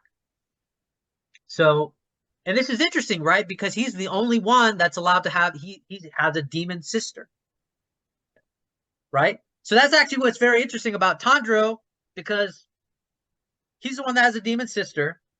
The other demon slayers initially wanted to kill his sister because they're like, well, hold on, she's a demon. We need to kill them. Tanjiro's like, well, hold on. That's my sister. Right? Right. So it's very interesting that, I mean, and there's much to say even about his sister too, and dealing with her own lack because she refuses to kill people, right? She refuses to play the script of a demon, which is also very interesting. And then she becomes the first demon to actually face the sunlight and survive. So this is actually like, I love talking about Demon Slayer in this way because it just really shows that there's something interesting about identifying with the lack in the show that is very crucial. It makes you probably one of the most characters that are most lovable in this sense. Um, so yeah, so even if you go back to Naruto, what's the difference between Sasuke and Naruto? Well, it's actually very quite simple. Naruto identified with his lack, Sasuke didn't. Right? Sasuke, not where Naruto saw friendship, Sasuke saw rivalry. That's the difference. That's the most biggest difference. Don't identify with your lack, you see rivalry. Identify with your lack, you see possibly friendship. Right. Now, Jockin made a really good point to me on Dragon Ball Z, actually, saying, he's like, notice how every time Goku defeats a villain, they become his friends. Hmm. Piccolo, Yamcha, all these guys used to initially have rivals with Goku, and now they're part of his friendship. Now they're part of his group. Vegeta, also one of them, originally went against Goku. Now they're friends. This is very interesting. But what's a little bit concerning about a lot of these themes in anime, about having to fight and then kind of reconciling difference in some way, is I don't know if Japan is thinking in such a way that, well, we have to fight. Is the violence necessary? That's where I don't know what Japan is saying, right? Because there's a sense in which you could say, is Japan saying is violence necessary? So that way then we can reconcile difference. Well, that seems like a lot of people have to die to reconcile that difference, you know? And that's something that's a little bit disturbing in a way. But if you approach it from, well, Japan's actually using this as a pedagogical tool to show how we deal with difference, then it then you could say, yeah, then I would say like what you're saying, Daniel, right? Like Japan has been ahead of this. But yeah, I always find it different. I always find it interesting that there's just repeating themes in anime that always it's good, but it's always interesting that the violence is always necessary. But they always depict the villains, what's initially as a villain, is a complex character, right? The villain is always a complex character. The villain is never just a character. Why do people rage about Pain in the Naruto Shippuden series? They're like, oh my God, I actually understand why Pain would want to do that. It's like, yeah, of course, because actually the villain is always justified. That's what's interesting about Japanese anime. The villain is always justified. And that's what's fascinating about them, because that's what turns them into a complex character. That's also what turns them into humanized. But Jockin says something very interesting, that Japanese sets what he calls the stage of competition. Yes. Everyone's justified, but we're going to see who's right. Yeah. Mm-hmm. And I thought that was a very, very, very pivotal point from Jockin to point that out, that Japanese anime sets up this position where everyone is justified, but we're going to set up a competition where we're going to find out who's right. And actually, if you look at Naruto, you look at Demon Slayer, there is tons of those sentiments of, yes, all of those guys are justified on both sides. But it's generally the person that has identified with their lack that is going to be right. Right? And that I find is very interesting and very telling about anime. And this is why when I heard Daniel Tutt say that to Todd McCowan, I'm like, well, it's too unrealistic for beautiful souls to find themselves identifying with their lack. I say, well, I guess we just want to repeat the stories that Japanese anime have been telling us. Because what a horrible existence to find out that the person that you're about to kill actually has a complex motivation to it. Actually, there's some type of humanness to them that motivated their justification, right? Actually, you see this in one of Tanjiro's scenes where he's about to kill a demon, and she's crying. She's realizing that she actually wants to die because of what she's done. And Tanjiro, in the middle of his swing, about to cut off her head, he actually, because originally it was going to be a brutal swing, but he saw her crying, and so he went for the most kind of swing that was so silent and so merciful that she didn't even feel the pain. And it was very interesting in the scene because her head's lobbed off and she goes, "Oh, it's so nice. It's such a warm feeling." It's very interesting that Japanese anime could do something like that, right? And this is why I wanted to talk about, people also, Catholics advocating for the death penalty for the killer. Jockey was pointing to me, at a certain point, death penalty, because he was quoting Aquinas, he goes, actually, death penalty was more or less to prevent them from sinning more. It was like a mercy, right? Yes. Stop Yeah. them Mm-hmm. from doing more harm and actually give them a chance for eternal life, right? Yeah. Very interesting. That's a very interesting position versus this vengeance type of mindset where it's like, well, he deserves to die, Mm-hmm. versus the idea of like, this man may never identify with his lack. Let's cut off the harm while we're at it. Um, that was a very interesting position. But yeah, I'll be curious what your thoughts. No, absolutely outstanding. Um, I do think you will see the tension of forgiveness in a lot of Japanese work. I mean, you could also argue that if after World War II, um, you did not have the Marshall Plan, who knows what would have occurred? The American Civil War, various civil wars, like if there's not this certain sort of we're going to live together, then you have Mhm. infinite guerrilla war and spurious death, and you're done for, right? Um, I think what you're saying on Demon Slayer is outstanding. With the memory repression, what I would note is complexity humanizes. Like Mhm. when you complexify something, you humanize it. That's why also when you have a lack of philosophy, I'm going to say, you can't complexify. You can't really complexify. You can say we know they're deeper. Oh, we don't know their life story. But you really can't make yourself feel in your body that life is complex. And if you can't in your body feel that life is complex, then you're going to struggle to humanize. You're going to struggle to make nature vast. Like there's all this idea of making nature beautiful and wonderful. I don't think you can do that unless you get complexity in your body. Like you Mhm. got, because a lot of us in our head know life is complex. The world is a complex place. But in our bodies, we still actually act like things are simple. Like we can say, hey, I don't know what the government should do. And somebody says, oh yeah, well, the government's doing a great job. What? My tone goes up, my eyes furrow. I may say I don't know what's best. I may say certainty is impossible, but my body absolutely communicates I still believe in certainty.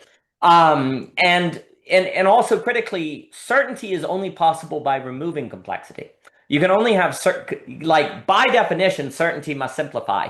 Therefore, certainty dehumanizes. That's why the loss of certainty, which many people have seen as opening the postmodern void and killing us all, actually that's a step on the road to humanization. If we can handle it, if we can finish the work, if we can bring it into our body.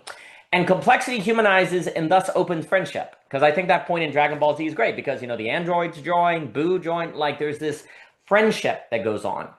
I do think friendship without complexity is not possible. You can have association, but you can have knowing someone. But friendship, there is something about friendship that necessarily requires complexity, making a person complex.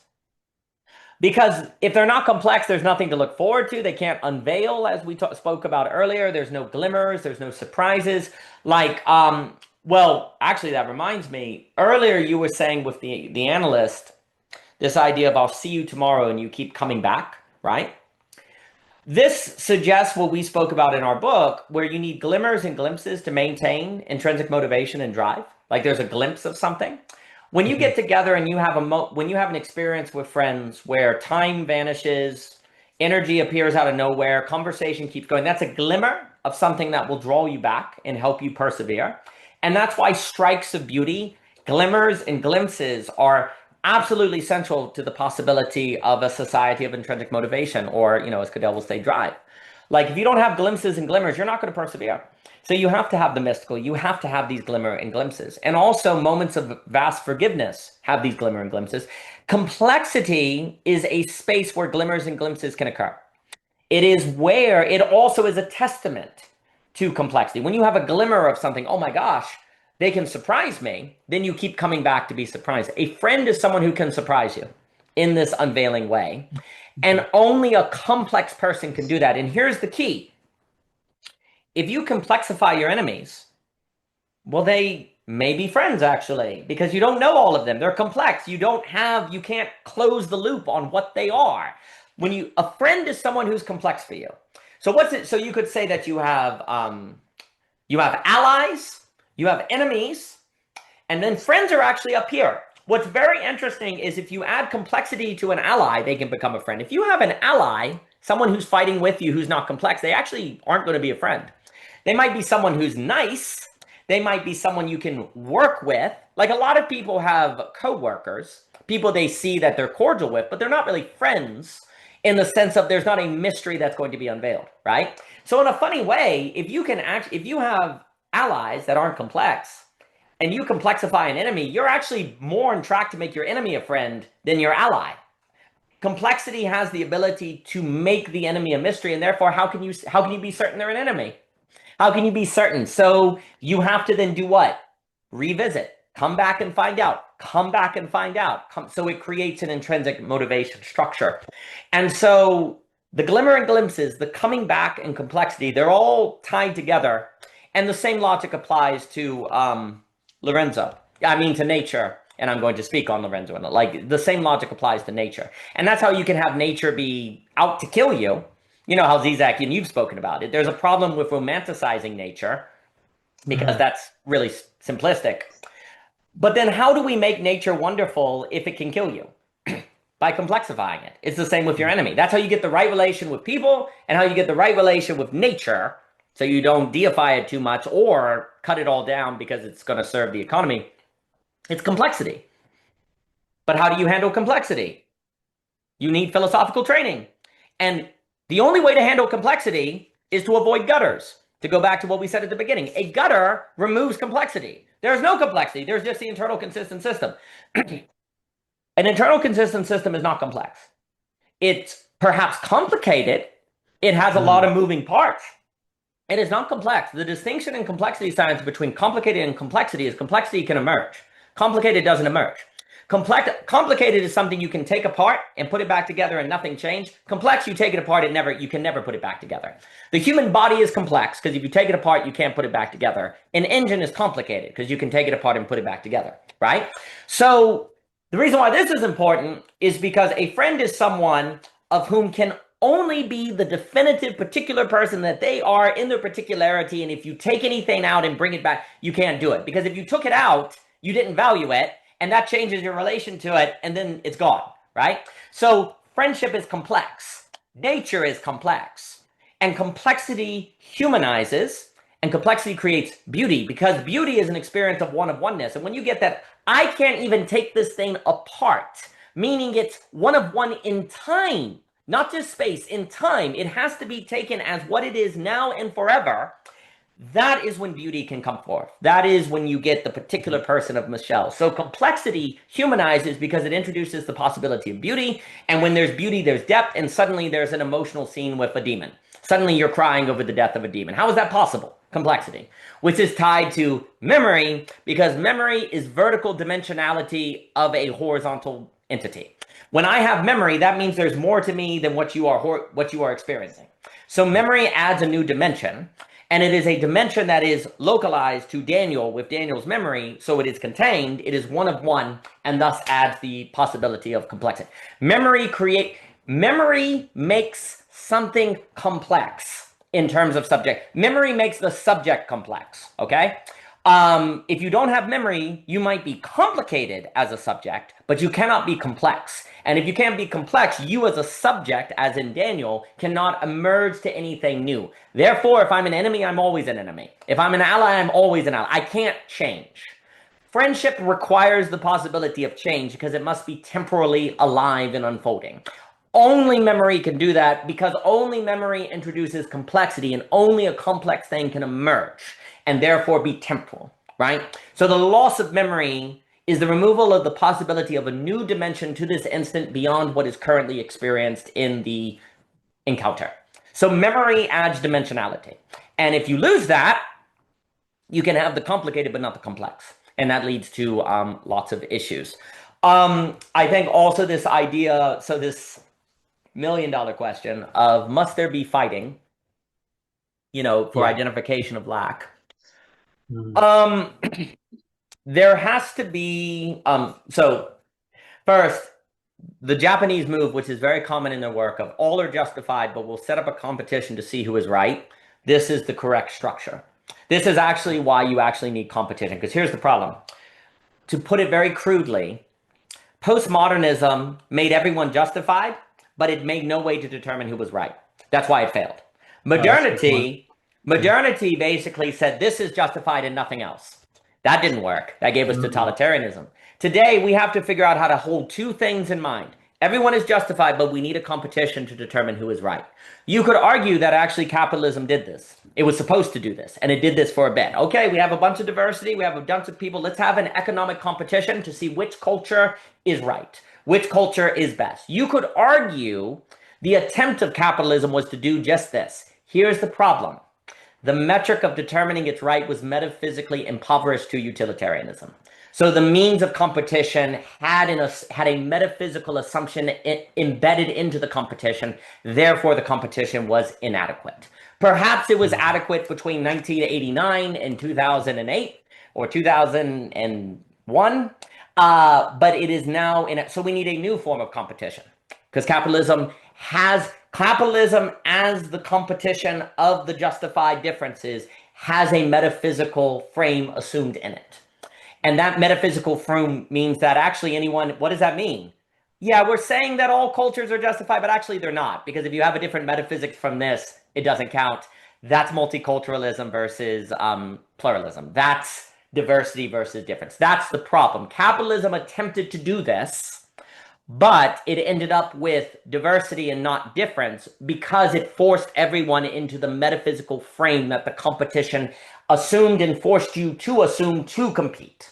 Therefore, it failed, and therefore everyone's reacting. So now you need a new form of competition that doesn't assume a metaphysic. How do you do that? What does that look like? Yeah. But that is the terms. I do think there are economic structures that could do that, that return to creating demand versus stimulating demand. More can be said. There is definitely something to be said about seeing the competition of who can handle forgiveness and who can't, who can handle negativity and who can't. Perhaps the competition is lack. The competition is who can That's a good point. come to term of integrating. I am strongly of the opinion that basically it is something like that. It is Yeah. something like lack that is the competition, not capital, but lack. And if you you kind of go, I'm behind on videos. I need to watch the things that you reference, but I completely understand the idea of kind of going, oh, come on, what are the chances of the average person integrating with lack? I mean, a long time ago, you could have argued, oh, come on, what is the chances of economics ending war? War has always been with us, but there was quite a significant window of the Great Peace where, yeah, economics did end war. And you could say, what are the chances of everyone willingly doing a 9 to 5 and creating a logistical marvel that has technology? Well, no chance until it did, right? So, and also, too, on the idea of integrating with lack, hey, it's not so far-fetched if you take seriously that most religions have basically convinced people that they are sinners, that they are fallen. So let's say Christianity. Christianity, basically, like, you're a sinner and fallen, you need to repent. Is that not really approximate to lack? And lots of people actually accepted that message. Maybe they did it wrong. Maybe they did it in the wrong way. And actually, you could say the genius of religions was finding the balance between fallen saved, lack complete. Like the religions, religions have been subtly skillful in contradiction. And actually, as they have lost that contradiction to more of a stable state, they've of course what? Fallen, right? But at the heart of them is the possibility of contradiction. I am now going to talk about the autism stuff that is very important. But before I do that, in our freaking closing window, do you have any thoughts on that before I talk about autism? Oh man, I have so many thoughts because you raised so many good points about this. I mean, lack. Yeah, I mean, I feel like yeah, you setting up the analogy of religion also being the stage of where the competition was to identify with lack, and to see who's right. I mean, it seems like that is the problem to solve, right? Like, what is the stage? Um, what is the way that we're going to identify with lack that's going to help us do this? Because it reminded me of a paper I wrote like a long time ago in one of my college classes about I was attacking pluralism. At the time, I didn't know about like I didn't have that distinction. But I was attacking pluralism because I was saying, yes, we want pluralism, but whose pluralism? Yeah. Whose pluralism is it going to be? Because that's how you're going to know that we're not actually dealing with pluralism, because it's going to come down to whose or what's pluralism is going to contain this. Because then in an ironic sense, then it's not actually going to be pluralism, right? But what you had said, what you had phrased was, well, what kind of metaphysics? Um, and it seems like the only answer would have to be a kind of lacking a metaphysics that lacks, right? Because that's the only thing that would accommodate uh, a metaphysics, all the types of metaphysics that don't fit in, Right. right? So it would have to be a metaphysics that lacks in order to even begin to approach this problem, right? So we can't say whose metaphysics. Well, it's just no one's metaphysics. It's lacks metaphysics. It's the fact that it lacks. That's where we're going to begin with. We're kind of almost evolving the philosopher Descartesian idea of like, well, let's start with no assumptions, right? Instead, we're saying no assumptions is impossible. Let's start with there's always going to be assumptions, but there's going to be a lack in that. So we're going to start there. Lack is the first presumption, like, right? That lack is the first necessary presumption that we must begin with, so that way we can think through this problem. So that's what you made me think about, Daniel. And I do like all your points. Again, I like all your points on Christianity and sin. I think that is a good argument for saying that, like, oh, it's been done before. It's been done before. The question is, how do we do it again in a different way? Because that was in an age of givens. Now it's to do it in the age of maps. What does it mean to do it in the age of maps? There it is. But yeah, now we can proceed about the autism. Yes, in the age of maps, it's going to be the girdle point. It's going to be the problem of internally consistent systems becomes so intense that you have to find a possibility that every possible map must necessarily entail in its difference that can be a universal without removing difference. If every map must entail a girdle point, a point where correspondence is not coherence, then everyone in their unique map can find something that is isomorphic to the structure of all possible maps, and that will be lack. And then the map becomes about finding the lack, identifying with the lack, and connecting through the lack versus having the maps bump into one another, which is, not going to work. It's going to just lead to conflicts, right? So lack is the stage. And also, too, lack allows, like, every metaphysical take on the lack becomes a story of the lack, and the lack is the theme, and we think of Luber's work. Also, the fact that you must have the lack is there is a lack of a metaphysics that doesn't have presuppositions. Therefore, we must deal with lack. We must deal with the fact that we must have presuppositions. But as Joe Corenia has been stressing, and I would agree with, presuppositionalism, which is another phrase that refers to the problem of internally consistent systems, presuppositionalism is a proper description of the problem, but it is not the answer. Because what a lot of people have said, well, we all have our maps then, and that's just how it is. No, that's not how it is. We're gonna die. this is the problem, but it's not the address. And we all must have our presuppositions, but that means we're lacking a map that doesn't have presuppositions, right? And we are, and even if there is the possibility of non-presuppositional thought, which you could argue is the dream of Hegel and the modern counter-enlightenment, et cetera, so forth, you can't start there. And you certainly, here's the trick, you certainly can't get there in thought. It has to be an experience. Now, okay, well, guess what? The problem of internally consistent systems is a problem primarily of rationality in the mind, not of experience, not of pure experience in the Kyoto school, in the encounter. This is why part of the move for me is the move from the presuppositional to the intersuppositional, in the encounter of otherness. And you find your assumptions of reality in the surprise of otherness, not before or pre the surprise or the encounterology. So encounterology, which is the work of the Gödel point, is the encounter of intersuppositional possibilities that are not primarily mental, but full body. And now we are working toward a philosophy that is not bound by the presuppositional, but it's also fleeting. It's glimmered and it's conditional, and it requires facing of negativity because the other is frightening. But that's all lack. Like, that is absolutely lack, because I lack your consciousness. So lack becomes, because everyone can have a different story about what the lack is. The lack is it's God, it's a ontological necessity from et cetera, so forth. That's all fine, but it's the same subject. So even if we have different stories about the same subject, there's a agreement on the thing we are referring to, and that becomes the basis of a possible interaction. Like, if we have disagreement about the same thing, well, then we can relate. If we have disagreement about something we think is the same thing, but actually we're referring to an entirely different world, we're screwed. That's where everything fractures forever, right?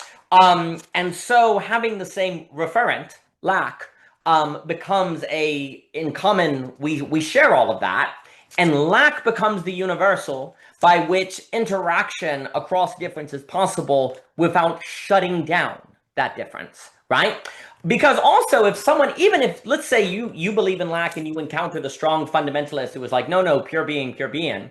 Well, you know, they may not buy what you're saying, but you in your lack can say, well, I don't actually know for sure that perhaps lack is just a relative conditionality of some sort of pure being. And then you could also point out to the pure being person like, hey, isn't it like impossible to experience pure being? And they would go, you know, if they're honest, they'd say yes. Well, then there's a lack, right? So we can locate it, right? There is no metaphysical, let me put it this way. There is no metaphysical structure. Now, this is a very big claim.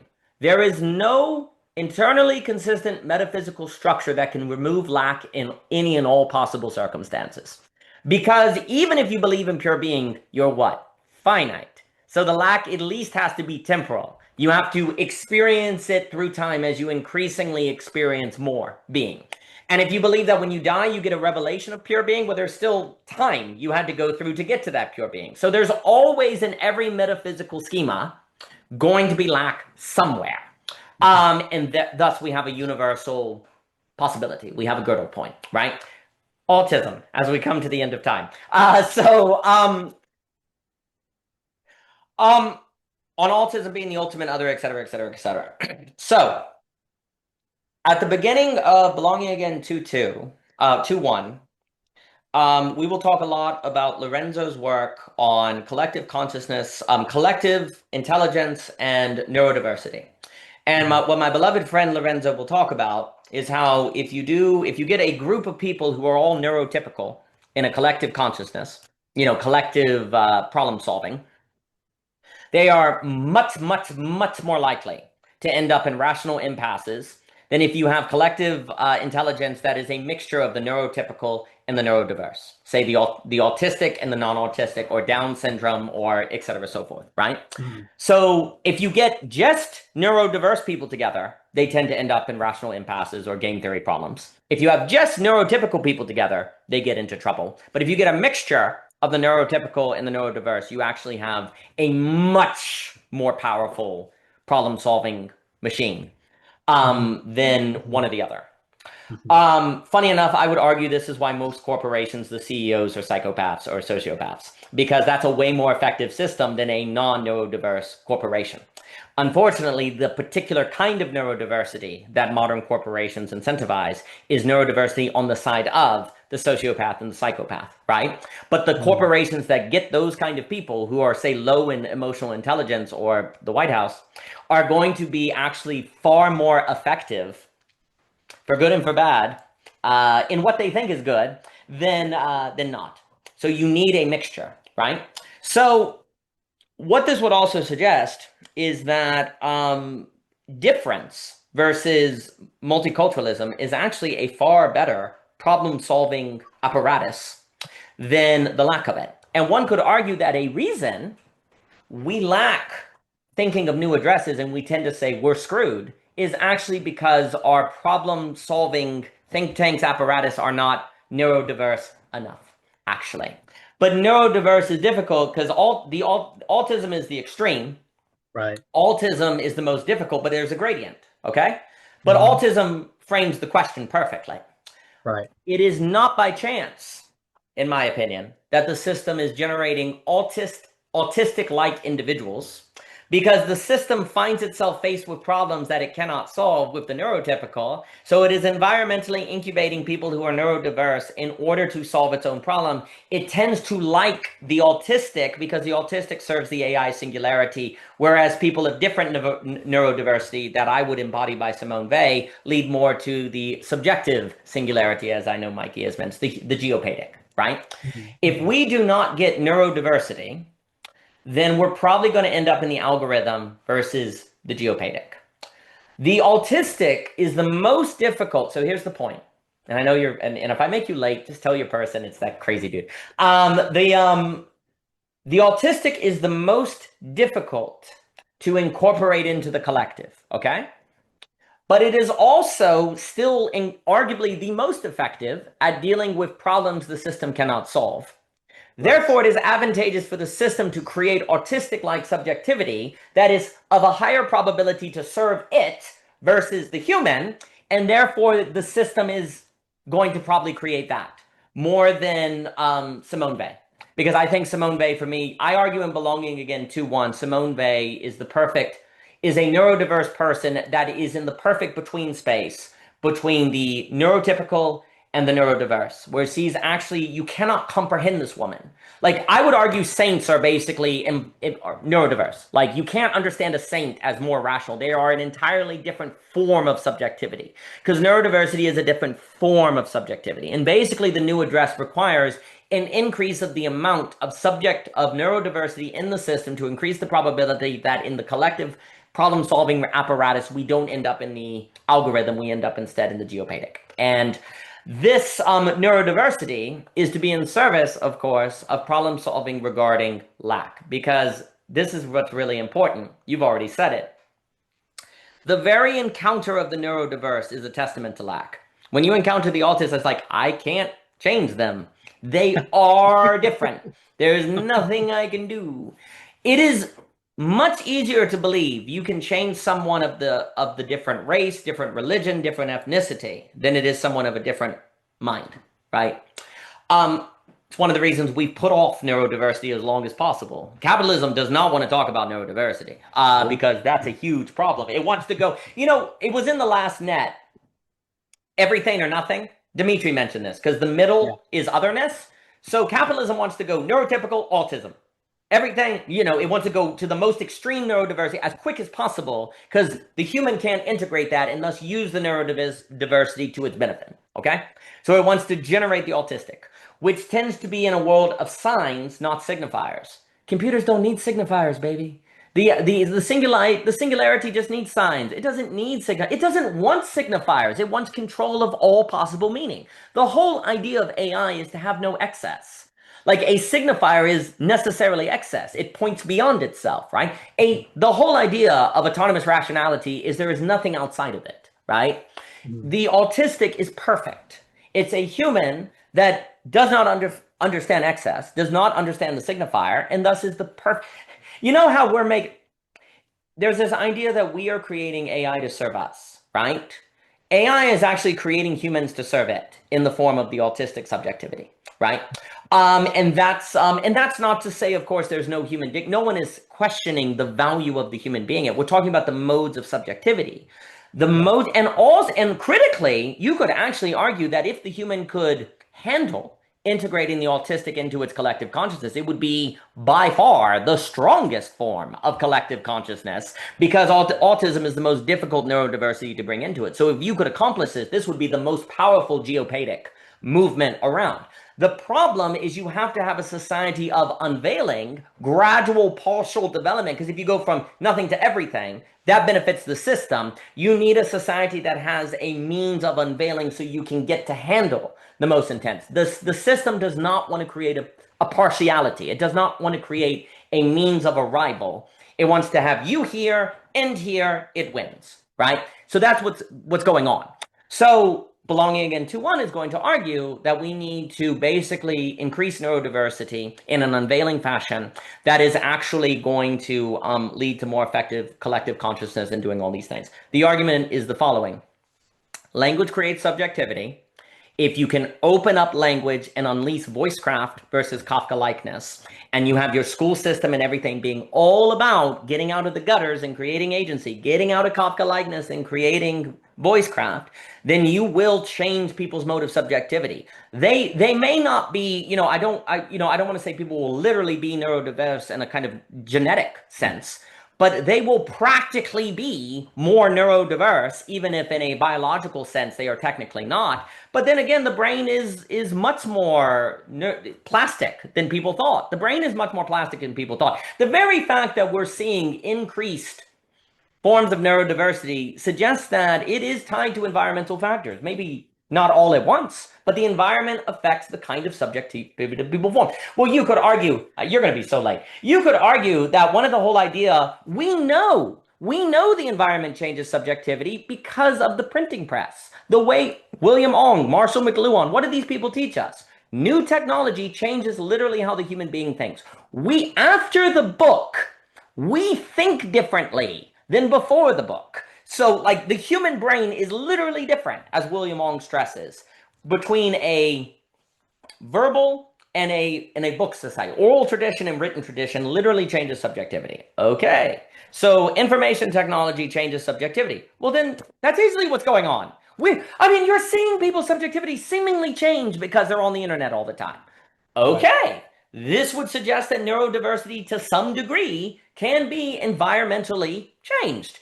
And if neurodiversity increases your ability to problem solve and to handle difference and otherness, then this would be the precondition of creating the kinds of subjects that then could, well, handle lack. That in its very difference is a testament to lack, right? So I'll give you final things if you have any time whatsoever, but you're probably late. Is that actually the conversation on discourse, language, Kirk, everything we were saying, that is absolutely tied to the creating of different kinds of subjectivity versus information technologies, philosophy, voicecraft versus rhetoric, that increases neurodiversity, that increases the effectiveness of collective consciousness and the symbolic to avoid game theory problems like Nash equilibria, which if we cannot avoid, we're done. Because game theory problems are not a problem to AI. They're a problem for us. In fact, AI benefits from game theory problems because we're screwed and it's not, right? So this is really important. So language, it's all tight. Mr. Javier Rivera, any final thoughts before you're late? Honestly, I agree with so much of what you're saying. There's so much there. Um, and I get it, when you lay out the thing again, people are going to be tempted to say, this is too much, this is too unrealistic, this is unlikely, or this is not probable, or whatever. And I just think, it just comes down to this kind of like, well, um, the the determination slots are right there, for the taking. And then the thing that is most unrealistic or unprobable, um, is really, because I really think when people say it's unrealistic, it's, and this is like from a philosophical point of view. From a philosophical point of view, something unrealistic is actually Like for us to say it's unrealistic is to some degree impossible. Because why? Because it's the standard in which we're using something to determine what is realistic when it's not. And generally, what is realistic is always already there. Is like already is always already there, the standard, right? So like when people are like, well, that's not functional, that's not pragmatic, that's not whatever. It's like, yes, of course it's not, because what you determine as functional is already a part of the system itself. Yes. Is already a part of the thing, right? What you've laid out, Daniel, with the gutter slots, right? Fascism, Amish, the other possibility. These are already consequences of the system, right? Mm-hmm. You're just depicting, like, you're not even saying like, oh, this is like a real like, it's more like these are the consequences that we could fall into, and you have the choice, I guess, if you want to go into whatever consequence, but it's not something that we would call like a vision. No. I doubt that most people would say that's their vision. So when we ask this question of, oh, it's not realistic, it's really a problem of the imagination, right? Because going from imaginary, and I actually really like this distinction because of my acting philosophy that I like to promote. The whole point of dealing with the imaginary is to get you to imagination. Yeah, absolutely. That's the whole point, because what's ironic about, and I always think it's so funny when Lacan calls it's the imaginary, but it's so funny because it's like the realm that lacks the most imagination. It's like the realm that has the most violence, the most conflict, the most rivalry. It's totally egoic, and it completely lacks imagination. So I always find that very interesting. So yeah, I think really, I mean, just in a very simple way, unrealistic is just a problem of the imagination. It's for us to say, I always like Jacques' metaphor of the analogy of the plane making, where we say, well, actually, yeah. If someone was like, you want to build something that makes us fly? Well, that's unrealistic, right? Like, I mean, of course, it's unrealistic. I actually think unrealistic is a good term at this point, because it means that I am breaching outside the realms of my reality, right? Because that's what we need at this point. We need something to breach outside the realms of our reality. We can't, it's no use in playing safe. If we play safe, we're playing into the determinations of the system, right? That's what it is. We're not actually thinking what has been unthought. And in that sense, it's only when we go into the unthought, the unrealistic, that real stakes are actually being dealt with. And in my opinion, I don't know what the consequences will be if we give this answer, but I will say, hey, it's better than the answers and the consequences that we already predict. But you know, I'm willing to deal with that consequence, because I guess that consequence will be a surprise, right? I don't know what it is. I don't know what the consequence will be. We can try to think it, but I don't really know what it would entail, and especially won't come to fruition if we think it's unrealistic. And that's my final words. I love what you said. Basically, everything that we consider vast accomplishments of the human race or progress or whatever were all unrealistic at the time. Cooling your house, that was very unrealistic. And now it's not, it's practical, it's air conditioning. Transporting food around the world, that's ridiculous. Food goes bad. Then we may persevere. Talking to someone in not the same location and saving the recording. Everything that we consider, oh, I don't know, progress, or whatever that word means, is unrealistic.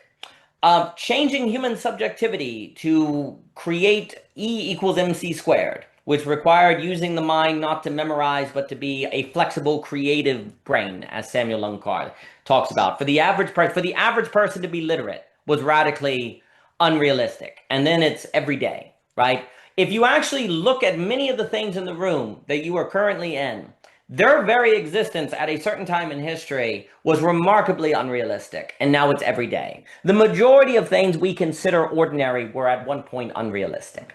And because it seems impossible, does not mean it can't be done.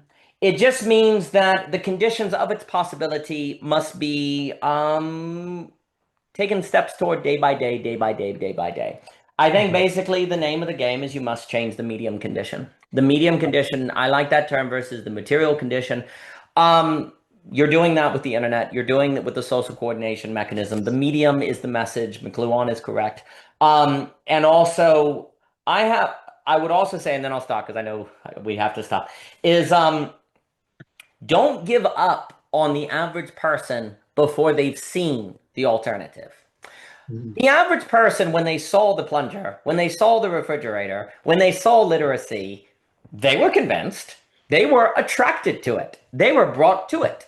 The average person is yet to see the kind of subjectivity that is integrated with lack. They are yet to see the kind of being that is possible when you gather subjectivities integrated with lack, who are able to deal with negativity, who are able to forgive, who are able to work with difference, and who are able to generate the geopadic, who are able to tell stories at dinner that are actually enjoyable, who have wit, who have actually are able to go deep on things. The average person has not experienced that kind of subjectivity.